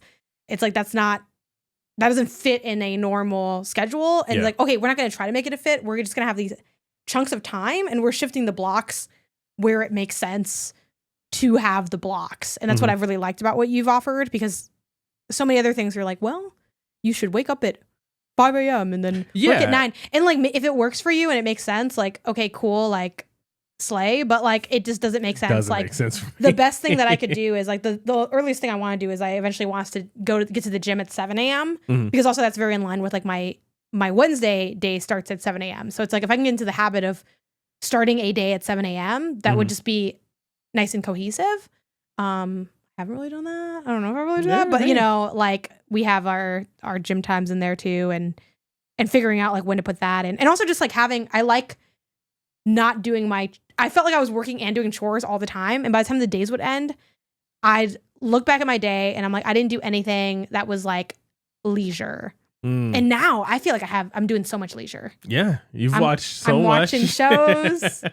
I'm watching shows. I'm watching movies. I'm playing games. And it's been, again, it's not funny in the like, haha, you suffer, I'm not kind of sense. But it's been funny like hearing from you, having those moments of like, I didn't have fun today. And I'm like, that's crazy, because like we had the same day and I felt like I had so much fun. Because I used to not have any like, and again, I still was enjoying my life, but I just was not doing much that was leisure, because it's like, well, by the time you don't want to work and if you want to go to sleep, which I think it's a struggle a lot of people face, even if you're like a 9-to-5 worker, if you have a commute and, you have kids, like different, you might not have what I have, but you probably have something that's like getting in the way of you feeling like 100%. You have like that me time or whatever. But now it's like, I'm listening to GNX, I'm playing Lonely Mountains for fun. Like, I'm just like, I feel like I'm very excited to be in the era that I'm in. Which I had to be forced into because I was like, well, how can I make it work when I have all this other stuff going on? And this is also nothing about like the weekend flexibility that I feel we have more strongly now too, where it's like, okay, because we are more strict about our weekdays, it's like, all right, well, once the weekend hits, it feels way more like a weekend. Like I used to dread Sundays. We had the Sunday scaries because like sometimes it wasn't until Sunday, like Sunday night, Sunday evening, that I'm like, all right, finally feel like it's time to relax, or I got some, moments to myself, or they're like, oh, we can sit down, we can chill, we can hang out, we can go out, go on a date or do whatever. And it's like, man, Monday's tomorrow, like everything starts back up. Now it feels much more like, okay, by Friday night, I'm feeling like, oh, I'm going into the weekend. Yeah. And obviously, we record this podcast on the weekend, so like you can argue, oh yeah, there's like work stuff you do there. Yeah. But like it still just doesn't, it hits different now. Yeah. In just having these office hours. So yeah. I'm also trying to I might have posted about this on BlueSKy, I don't remember, but I have decided, and it's still really hard mentally for me, but I'm gonna stop putting the weekend chores on a pedestal. I feel like I act like mentally, I act and feel like this is a Herculean task that is like 3 hours. Mm-hmm. And honestly, it could be really short. It could be as short as you really want it to be if you like don't have if I decided I'm like, I'm only gonna do 30 minutes, 45 minutes of cleaning, like I could always just do that and just like call it there and like whatever. And also we're 2 people. I could always just like, hey, can you fill in this bit or something? And like we could do, there are so many ways that it doesn't need to be miserable, but I just like would always just so dread cleaning, and trying to like get over that and get back in like a good cleaning cycle of, for us, we do, every weekend it's like we're either cleaning the bathroom or the kitchen. Mm-hmm. And we each have our own bathroom. So it's like, okay, that's like pretty solid or whatever. And just like doing it. That's why Nike ate when they said that just do it. It's like really just do it, because it's like not that deep, and you're making it like it's this big deep thing when like just put an album on, knock it out, you're done, you'll feel good, you'll feel better, like the guilt will leave. Like that Arco ghost guilt that up here. It's like you don't need these to appear all the time if you just like start cleaning, and it's like I don't want to. So I feel like I've gotten a bit better at that. I'm also trying to hold on to something I haven't mentioned to you, but that I'm trying to like bring into my life, is not making any more decisions in the morning in terms of getting up. Like I am trying to let go. Now one thing I do cheat at, and I like am obsessed with cheating at this, and I need to just like let it go because I enjoy it so much, is I love getting up at like 8:30 or something and then staying in bed till 9, or like getting up at 8 and then staying in bed till 8:30. Yeah. Like I think maybe that's just who I am, and that's what I just need to like commit to, and like this is my flow. Minus like when I have that show at like 7 in the morning, because I'm not gonna wake up at 6 just to wake up at 6:30. Like whatever. So I probably do need to let it go because it's like a bad addiction I have. But instead of thinking, am I going to get up? Do I want to get up? Just get up. Like, why are we debating getting up is like more miserable than just getting up and going. So I want to try to start like, I probably want to let go of that 30-minute extra time, because it's like, this isn't really doing anything for me, and just go. Because like the fact that when the alarm goes off and I'm like, am I getting up now? Like I need to stop asking myself that question and just get up. Like asking myself that question has only ever led me to staying in bed. Like I am gonna try to like stop doing that. You're not wrong. It's really bad. So that's been something I've been trying to work on. Other shares. This is the first year, I think, since I started piano that I feel like I kind of can practice mentally, because practicing is so miserable. I hate it. I don't like doing it. I would just want, because here's the thing, and I was talking to people on my stream about this. I just want to play the piano. But to be able to play the piano, you have to learn how to play the piano. And I don't want to learn how to play the piano. I just want to be able to play the piano. I feel you. And I hate having to learn. I don't like it because you have to work a lot. I don't want to work. I just want to have fun. I was trying to look at when I got my piano. I don't know when I got it offhand, but I definitely got it before, sometime in 2022, maybe 2021 earliest. So it's been at minimum 3 to 4 years of having this piano. And I haven't made progress in that time, but I definitely have. Every week it's like, how'd practicing go? And it's like, it was okay. Some weeks were good, but usually it's like, it's like, well, I didn't really, my lessons are on Fridays at this point now. And it'll be like that thing where it's like, really, when I'm being honest, it's like, oh, I practice on Wednesday and Thursday and then this morning, but like, that's kind of it. And now I feel like I'm really like, I have it in my calendar, because that's the other thing too. I did not want to have to set a time where I'm practicing, because I just don't like having my life feel like controlled. Like, oh, I have to have more schedule. but I will not naturally just like squeeze that in. Like I just don't, because I don't think now that my workday is done, let's jump to practice, or like before my workday starts, let me jump. So I'm like, I just have it in my calendar now, and I shift it here and there depending on how the day goes. But it's like now it's just something I do, and I've been doing it, and I've been enjoying it more, and it's been good. And if I can just get into Tenuto, which is like the sight reading practice, which I also don't want to do, which also like literally 5 minutes a day, like it's like the Duolingo of sight reading essentially.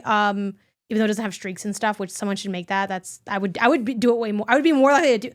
If that app exists, someone in the comments, tell me if there's like a Duolingo of Tenuto, which those words don't mean anything if you don't know what Tenuto is. But it is literally just like a little thing where they have like activities. It's like, oh, sight read, and they'll show you like a note. You know, like they'll show you C, and then you have to hit C. It's like, cool, you got that right. There's also keyboard reversal where they show you the keyboard, like a virtual keyboard, and you have to like click on the note that it is. So then there you click C instead of like clicking the letter C.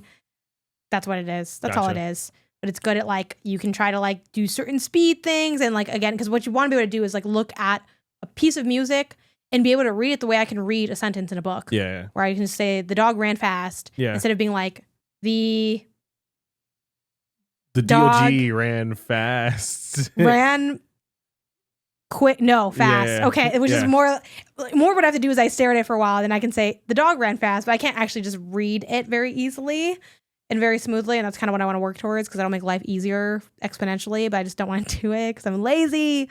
And I know if you practice an instrument, you relate to that. Yeah, I think those are my schedule shares, at least. Do you have things on your calendar that you're trying to like really get to, or like any thorns in your side? I know you're more into running now. I think that's been going pretty good. Yeah. That honestly is probably the biggest thing. Is just like keeping up with running schedule. I do a long run, a recovery run, a medium long run, which is like basically half the long run, and then a speed run.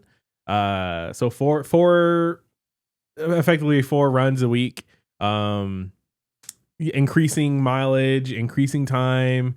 So like inherently as time goes on, it's going to take a little bit longer each time I do like a lot of these runs too.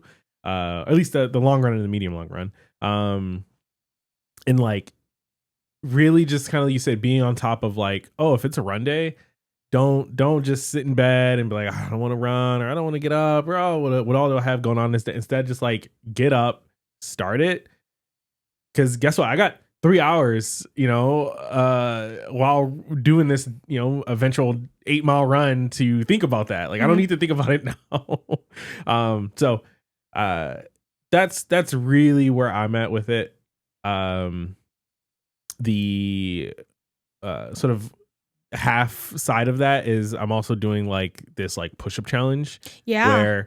Where basically if you take the month and day, you do month sets of day push-ups. So on January 15th, I do 1 set of 15 push-ups. On March 8th, I do 3 sets of 8 push-ups throughout the day. And it's like you have the entire day to do it. And I've been good, actually. Like, I'm laughing and envisioning you getting like slowly more and more ripped, like that that big cat in Pokemon. Yeah. Incineroar. Yeah, Incineroar. Yeah. And like the point is like, oh, it's like it's a challenge one, so it's not supposed to be easy, but it is a year-long challenge, and so like progressively throughout the year, as a new month comes around, it'll reset and be very easy for the first little bit, but then it gets exponentially harder again. And so far it's been so good. Made it through January 100%. Yay. Didn't miss a day, didn't miss a push-up. There were some days where, it was like 11:30 at night and I'm like, oh man, not only should I be in bed already, but there was a time you got out of bed because you had to do the push-ups. And ready, and I had to like get out and do the push-ups. So to be honest, there might be some value in like the way you have like piano practice throughout your schedule. Me putting like push-up challenge. You just walk into the room when I'm practicing piano and just do the push-ups there. I mean, that'll work for 1 set, but now that we're actually outside of January, every month is progressively more and more push-ups. But do you do them consecutively, the sets? Not necessarily. Come July, when I have to do 7 sets of any amount of push-ups, it's like, well, July up to like July 6th, yeah, I could probably knock those out all in one set, like one time. Mhm. But I don't know, July 30th, where I'm doing 7 sets of 30 push-ups, I gotta spread that out throughout the day. I just wouldn't have the muscles. Maybe you do by then, because maybe they grow over I guess time. that's true. Yeah, we'll see. But I'm not planning on having the muscle stamina to do those back to back. And instead, we'll have to like spread those out. Every hour or so, we're dropping down and doing 25 push-ups. You know what I mean? Mm-hmm. So that's where I'm at with my schedule and sort of like discovering these like pockets of time that I really have just been sleeping on and needing to like be better at staying on top of and like, figuring out what works for me. Yeah. So I think it also helps just having it. We don't have complete overlap on our schedules, I don't think, but it's nice that we like work at the same time. Yeah. I actually need to share my office hour schedule with you, but I also know I don't know why you keep fighting the Apple calendar. It doesn't work for me.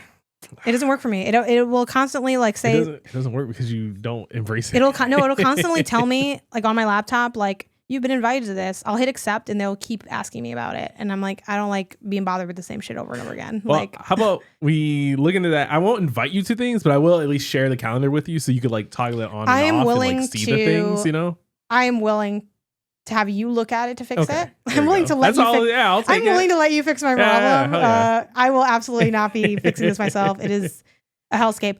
But yeah, I've liked other things that you've done with my schedule. Like you had me make a reference calendar where there are a couple shows that I am like optionally on. Like I'll just throw out there like New Show Plus on MinMax. If you're a MinMax fan, you know that I'm not on every week. I'm actually like not rarely on, but like, it's a rotating cast depending on the shows and stuff. Before I had that just in my calendar as like because I wanted to like make sure I was always like available for it, and I'm still like available for it. But your thing was like, why do you're sort of like you're carving out the time and then giving yourself back the time when like that time's kind of always yours. It's just like, you know what I mean? And also like you sort of pointed out, okay, what are the my thing was I'm like, well, I don't want to accidentally schedule something for that time. And it's like, you can just, if you really care about that, you can just toggle on the time and then just look at it. Again, MinMax as an example, the MinMax show calendar is not your calendar. Yeah. It is its own calendar that you can look at when needed. Yeah, specifically the New Show Plus one. Like I still leave the main show on there just because it's so much more like sort of like, and also we decided that a little bit earlier. It's like that's more in my week. It's in that Wednesday time. Same with like Indie Council, even though like, some weeks like people get sick or something. But that's like so much more likely than like New Show Plus, which is like I'm not necessarily on that. There's other things that I'm like not always doing. Or like your own calendar is in there too. Like I put in your anime club, or if you have like an appointment or a haircut or something, like that's my reference calendar now. Because before it was just in my day, and I'm like, well, I just kind of don't like. I just kind of ignore it. Like crazy. Yeah, so many things in there. Yeah. So we cleaned that up a bit. That was good. I was able to negotiate. Sounds weird because it's not like you're banned from doing that. I can do whatever I want, right? But I was able to negotiate into my calendar some personal planning time, which actually I haven't used ever because I've never wanted to. Hey. Or I've like had busy weekends where I'm like, I'm doing other stuff. Like I'm just not gonna sit and plan. But also, that's at like a 90-minute time, which left to my own devices, I will plan for 8 hours. Like I will sit and like map out my dreams and do like I love to plan. I love planning so much more than executing, and it's like I don't need to be planning for my whole life. So that's been good. And then I have my own like toggle data to share. I don't know if you have data that you can't, you got your secret projects and clients and things, but I mean, I'm not gonna read through my whole thing because it's just would be long and messy without a more meaningful piece of data to pull out. It's not worth sharing like endless data. But last week, I actively worked so the way Toggle works too, for people who don't know, it's like a time tracker essentially. Yeah. If you're familiar with like Pomodoro trackers, it's like kind of a similar thing, except like here it's uncapped. I mean, I think you can work in Pomodoros in here if you want, but I don't. Where it's like the kind of thing where if I'm sitting down to like answer my emails, I can like, for me, I made emails a project that I do, and it's like, boom, email time. I hit start. During that time, only doing emails. Even if I stopped doing emails just to like go to the bathroom, like I hit stop and I go, if I like, if it's like you ask me a question, I might like leave the timer running, but largely it is like genuinely time I am working. Last week, boom, 33 hours of work. I think that's pretty good. Obviously, Yeah. like 40 hours would be maybe a dream, but that's also like you're a robot, which is hard to accomplish. Being a robot is, I noticed as someone that is not a robot. So yeah, that was cool. It's also used, a lot of people use Toggle for tracking like client work, which I'm sure you'll maybe do that potentially more if you ever, I know you tend to like do more of sometimes you charge based on project, but sometimes you also charge based on hours. So like if you're someone that has a job where you're doing like client work that's hourly, you can like mark things billable hours. I am pretty much, I almost only work based on projects. So like I don't track like I'm billing, even though I do like do invoices for like Remap, it's not like I don't bill by the hour. So it's just like it's like, did I do a show? I have a show rate and that's kind of it. But yeah, in this, I saw that at least last week, I will say one thing I was excited to see was that a lot of my time is actually towards like my own personal kinds of work. It's just not like writing time, which is what I want to bring up. But like 31% of my time was invested in like my streams, like whether it was me streaming or me doing like, like uploading stuff on YouTube, making thumbnails, like the vast majority of my time was me streaming. I will say I probably need to make additional projects because I had to make like an other category, and other was like 22% of my time. 7 hours doing other. I'd have to look into like what the other was. I don't know why there was so much of my time. Then I had Remap because we've been doing our game of the year where we're doing a lot of long shows. I do some work with Edwin. I did that for like another chunk of my time. Then it goes down to like another other. I don't know what these others are. New Show Plus was in there for MinMax. Indie Council was in there. And then emails was in there for 5% of my time. So I will say, as much as I would frankly bitch about like, I spend so much of my time doing emails. Now that especially I'm on my emails and I'm checking them regularly and it's like a regular thing I'm doing, I do have a lot of like, I think that I spent an hour, 50 minutes last week on my emails. And while it is like a significant amount of time, I think the thing that ends up being rough is that like it's something I'm kind of always going back to. So it's like that was probably like 2 hours of time spread over like many entries.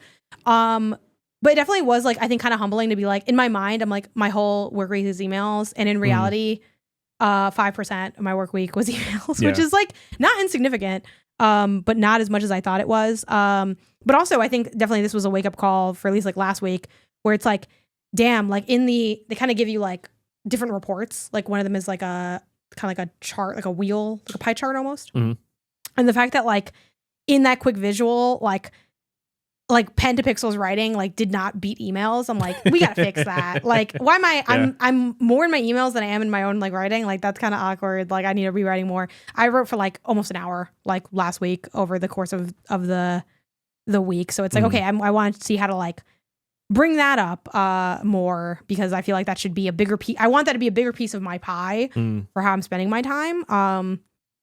So that was cool to see. But yeah, you know, projects taking shape, trying to start to see like what am I spending time on and investing time in and making sure that like things are spread out in a good way. It's been good. I've been healed. I'm like those people where it's like, I don't need therapy anymore. I have embraced, I'm better. So I solved it. We cracked it. We know how to work now. Which I think also a thing that I think I need to remember is I was talking to, Edwin, my brother is my piano teacher. And I told him about like my practicing and I'm like, it's been going really good.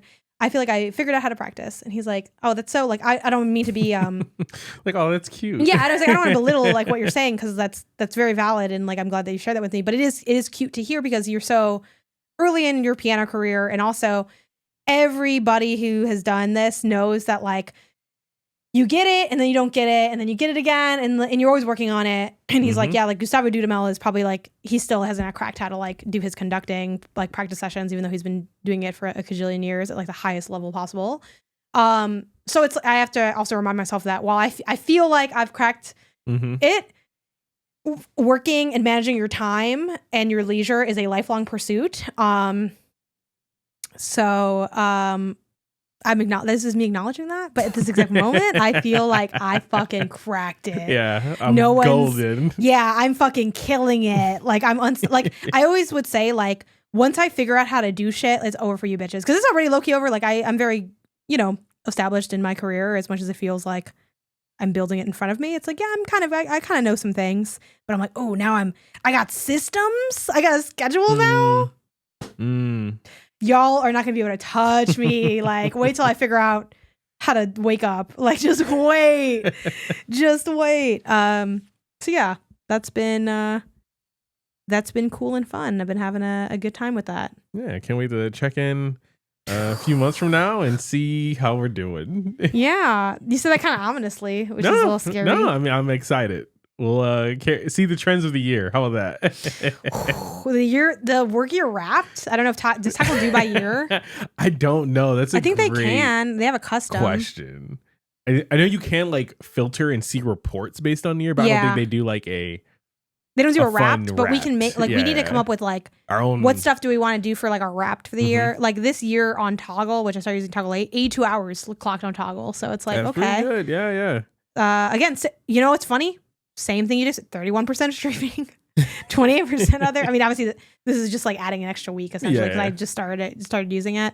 Yeah, I would love to get like I want to get Pentapixels to be in that, at least in that like podcasty zone, because I do think, you know, inherently streaming, I just stream a lot. Like I stream like 8 hours a week, so it's like that's already gonna always be a big piece of the pie. But like, can we get it to like some good single digit percentage? Can we get some double digit? Like I'd love to I'd love for Pentapixels writing to hit double digits. That'd be cool. For percentage time, that would be really cool. So we'll see. Any other things you want to say to your schedule and to the people before you like tuck it in? No. And give it a kiss on the forehead? No. Like you said, it's a lifelong endeavor to get better with your time and schedule. So. Is there anything that you are, you know, have experienced in the last 2 weeks or so that you're like, I want more of this, or I want to step up in this way? Or I see a problem here and I'm going to look into dealing with it. Like the client thing, I don't know if you want to try to like, maybe you got to wrap your head around the logistics. Yeah, I would want to think about it a little bit more, and also see like, you know, every client that I run into that I've, you know, been working with it's like, oh, everyone's a little bit different. So each a challenge I'm going to have for myself, you know, this upcoming week is like, all right, actually like figuring out how this client likes to work, what their schedule is, figuring out, you know, I know already like thankfully it's only like a twice weekly kind of stand up that we do where we kind of like as a team will come together and sync and see what's been done, what's upcoming, stuff like that. And really just like seeing how this is now going to play into my weekly schedule. Yeah. So maybe next week or you're losing work hours. No, I'm just kidding. Again. Yeah. We just talked about how you're not. I'll have a little bit more to share there, but for the time being, it's just a matter of like, all right, yeah, keep using Toggle, tracking when I'm working on my own personal projects and you know, managing my time as best as I can. I think the last thing I want to shout out is I forgot to mention this. This took me forever to do. It was a little annoying, to be honest. But I set up a bunch of focuses on my phone to help with my office hours. So I have like I always had a personal one, but like, and you had helped me with something that I was struggling with. I was trying to figure out. So I'll try to make this short. iPhone, I'm sure Android has this too. You can have like pages, you know, it's like, oh, like your app's on one page and more apps on another page and whatever. But I was trying to figure out how can I like, because the focus, like for a focus, if you set like focus personal, you can like select what pages you want for this focus. So I got stuck on a problem where I'm like, how can I can see how I can make the same widget a bunch of times, but how can I like make an app be like duplicated? And you go to the app library, you hold it down, then you just drag it over and it will like, you can make freaking 9 BlueSKy icons if you wanted, which was like the thing that like I could not figure out how to do because there's like add to home screen, but like it's already on my home screen, so it's like and you can just duplicate them that way. So in doing that, I was able to make screens. Sorry, this started playing something for some reason. Make screens for different stuff, which has been great because a problem that I have is I'm so used to being on my phone and like default muscle memory vibes, like. I will so one thing I do to stop myself from being obsessed with always checking like my email or always checking Slack, even when I'm writing or on a podcast or something, is I don't have badge icons for anything. Same for socials. I don't have badge icons. Actually, I have badge icons for my email, not for Slack though. Not for Slack, not for social media. But yeah, I do get badges actually for my email because I feel like it helps me like see that there's like emails, like, you know, but also I don't always want to be zero. Yes, but also I don't always want to be like kind of in my face. So like I have like on my personal screen, Slack is not there. Now I can still go to Slack if I like pull down and search Slack and click it or whatever, and sure. But like hopefully by the time those things start happening, I realize, hello, I don't need to be on Slack. It's my personal time or it's the weekend or whatever. And then I also have like my office hours where that does surface like all my work stuff. So same with my email too. Like my email is not on my personal because like I don't need to be looking at my emails on the weekend. And yes, I do have a personal inbox that's like coupons in my hair salon and stuff, but like that's all taken care of with my other emails. Then I have like my office hours where it's like, boom, it's very officey. Like at the top, I have my Google Calendar. I have, you can see my 2 things on Slack. What are they? I'm not going to know because I'm not going to look at them. I also made like a streaming one, which like I realized that when I stream, I do need like BlueSKy for socials because I do my promos off my phone. So it's like, cool, I added that back in. I re-added Discord because like I have mods on Discord that I might need. And I have iMessage just for like if you message me something or whatever. But that's all I have. And then it's just a clock. So it's like, okay, it's like a different color. So, you know, obviously everyone works different. Some people don't need that kind of stuff. But like I found that really helpful to be like, when I look at my phone, I'm not like constantly tempted with like, well, Gmail's right there. We can click this real quick. 45 seconds. We can knock out 10 of these emails real fast. And I could, but that's not what my time is for. I also, for funsies, made an LA Galaxy one. I'm going to edit this a little bit more and add like a widget of like the screenshot of our member thing. Yeah. So I'm going to make that one of my things. But it's like, it's just got like the MLS app on there. And I have like a photo thing where my camera roll is just like the photos we've taken at the stadium. And cool. Then my background is like us winning the MLS Cup and stuff. So it's like, oh yeah, like when I pull up to Dignity Health, it's like we're in the Galaxy zone. And like, I'm not, you know, I kind of have it all set up there and that's fun too.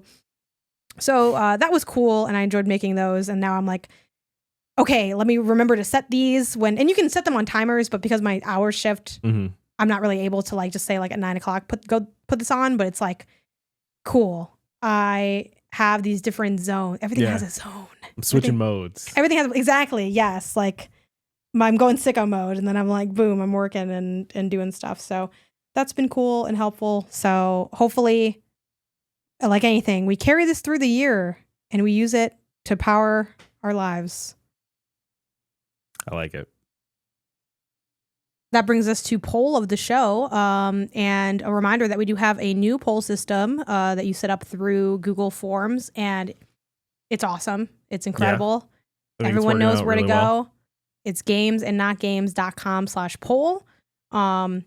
Super sweet, really easy. I like the data and the kind of the write-ins have been really cool that people have added to their answers. Yeah, I wasn't expecting like many people to fill those out, especially since it's like a very optional thing. But it's been cool getting a little extra context to the reason why people are falling into these buckets. Exactly. So we had, how often are you reorganizing your house / apartment / space? And the answers were starting bottom up. We got around once a year with like, what is the percentage here? Because it's so small. That isn't. I think 0. It might just be 0. It might be like nothing. Yeah. Or so statistically irrelevant around once a year. Then next up, we got 11.1% with about once every quarter, like 3 months. Then we have at 22.2%, maybe once every few years. Then we have at 27.8%, hardly ever, 4+ years. And number one, 33.3%, maybe twice a year. I, for one, maybe I'm biased. I think we need to start living by that 33%. Twice a year sounds really good. Every 6 months. Yeah. 6 months, at least an audit for a reorg. I think if your space is working for you, of course, like maybe there's not much to do, But I think every 6 months, I think these people crack the code. We had some responses. Going. Oh, and sorry, there was a option for at least once a month, which I don't know if you said. Ooh, okay. That has 0. Sorry, that is what I thought you meant. Yeah, around once a year it doesn't give a percentage, but it's pretty small, maybe like 8-7%. Yeah, so we had let's see, looking at a couple of the responses.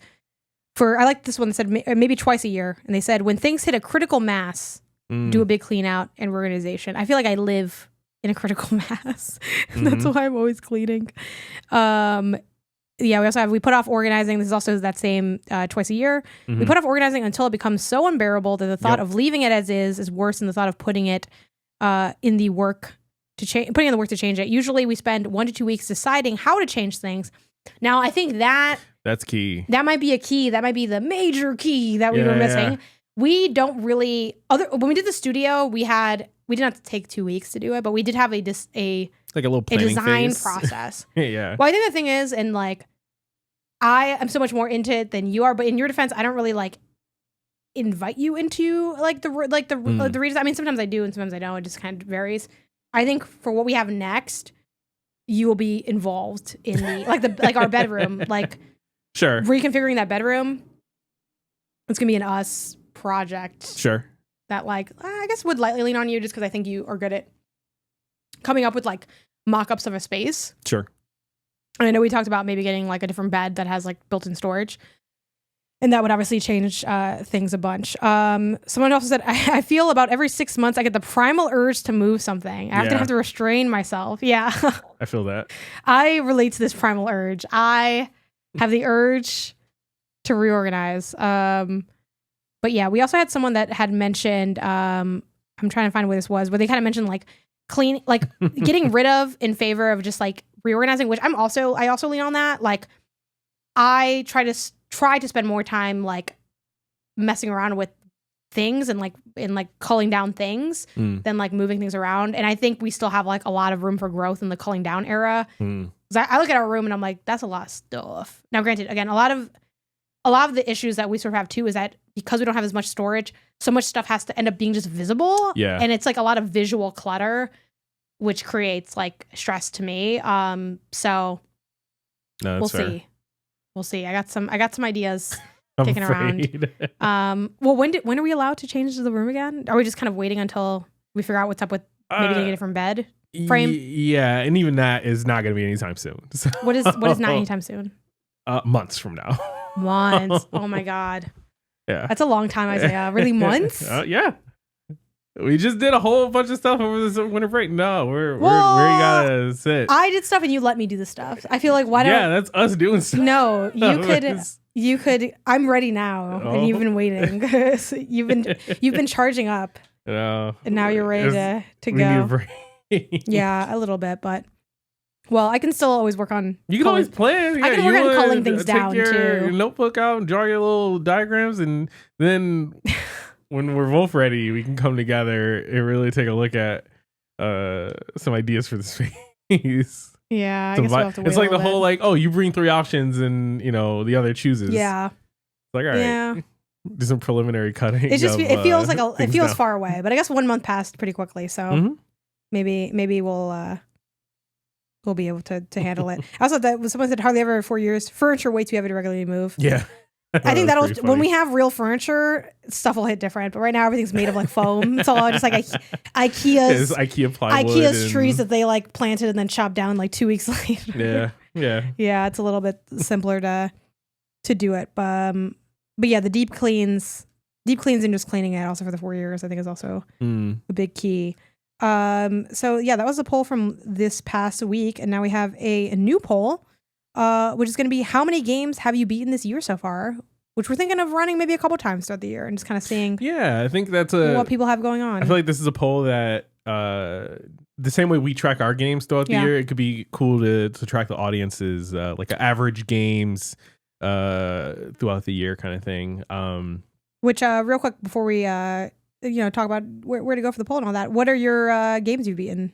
What's your number here? Yeah, so far I'll simplify things down. I think I'm at 5 games. 1, 2, 3, 4, 5. Yeah, so 5 games beaten. Hollow Knight was number 5. Can you name them real quick? Days Gone, Life is Strange, True Colors, What the Bat, Oxenfree, and Hollow Knight. Nice. Hopefully soon the next one will be the Lonely Mountain Snow Riders. So yeah, for me I got 4, Arco, Cryptmaster. Nice. Short Trip, it's a 5-minute game. OMG Words, it's like Balatro but Scrabble, but it's not as good as it sounds. To be honest, I wish it was better.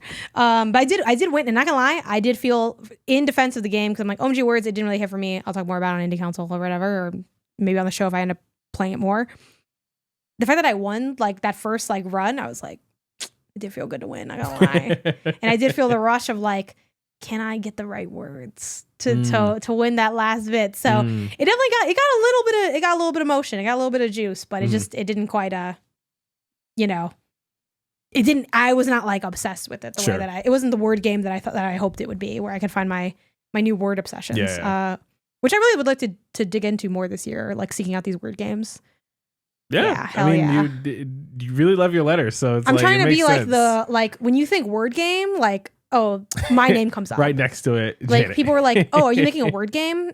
Have you contacted Jan Garcia, aka Monasis? She is like the word Kim honest. Kardashian of words. I don't know. I couldn't think of something good for that, but what do we got? So where can people find the poll? So you can answer the question, how many games have you beaten this year so far? At gamesandnotgames.com/poll. That's gamesandnotgames.com/poll. Monday through Friday every week, live with the show. We're in the way that we're counting it is like, oh, if you rolled the credits or you beat the game this year, even if you started it last year, because we're in January, so obviously that might be the case for a lot of folks with a lot of games. If you finished it this year, though, we'll count it. And we'll just come back periodically, check in, do another poll of this question, and see how the trend goes. Obviously, it's an honor system because you could just write whatever. Yeah, exactly. But I'm excited to see, like, I want to hear from like some real sick people, because I remember like at the end of the year I'll be like, oh, these are the games I beat, and I know like when I posted that on BlueSKy, there were people that had like just like nasty amounts of games. Like, oh, I beat 62 this year. Just some wild stuff. So I'm excited to see averaging a game a week. Is nuts. like the for like the sickos out there, are they at like 12 right now? You know what I mean? Maybe. Yeah. I mean, we're at 4 and 5, which I feel like we're not even that sick. So like you're sicker than I am, but then there's like people sicker than you, and that scares me. That's what scares me. So please scare me in the poll submission for next week. But that is it for this week. You can send us your questions and topics to the email inbox@gamesandnotgames.com, and you can follow this podcast version over on Apple Podcasts, Spotify, Pocket Casts, and everywhere else you get your podcasts. If you enjoy the show, be sure to give us that 5-star rating. 5 stars. If you're an audio listener, it kills me every time you say that. I know. If you're an audio listener, remember that you can get the video version over on YouTube at Games and Not Games. If you like the video, be sure to leave a like and a comment, as it helps get us the show in front of more people. Growing the YouTube is definitely something I'm working on. We even started doing some like breakout things. So if you maybe you get to the end of this podcast and you're like, oh man, I love it, it's so great, 5 stars, rating it everywhere, thumbs up, but I really just want to be able to like piecemeal a little bit better. Well, we're gonna experiment with breaking out some of the segments just to, easier standalone videos for you to watch. So you can also follow us over on social media everywhere, at Games and Not Games, mainly BlueSKy, Twitch, etc. Need to probably one thing we could really do is just like a games and not games.com/socials or something. Oh, yeah. We could just link to all of our Isaiah's hooked on domains, hooked on redirects. Yeah, the redirects are so good. Honestly, though, like there's something really classy about like this nice little like suite of links that we can kind of pull from. Yeah, it's really nice. Yeah, it's what separates the hobbies from the professional. The hobbies from the professionals. Exactly. Anything else? I think you nailed it. All right. Until next time, gang. Gang. Peace.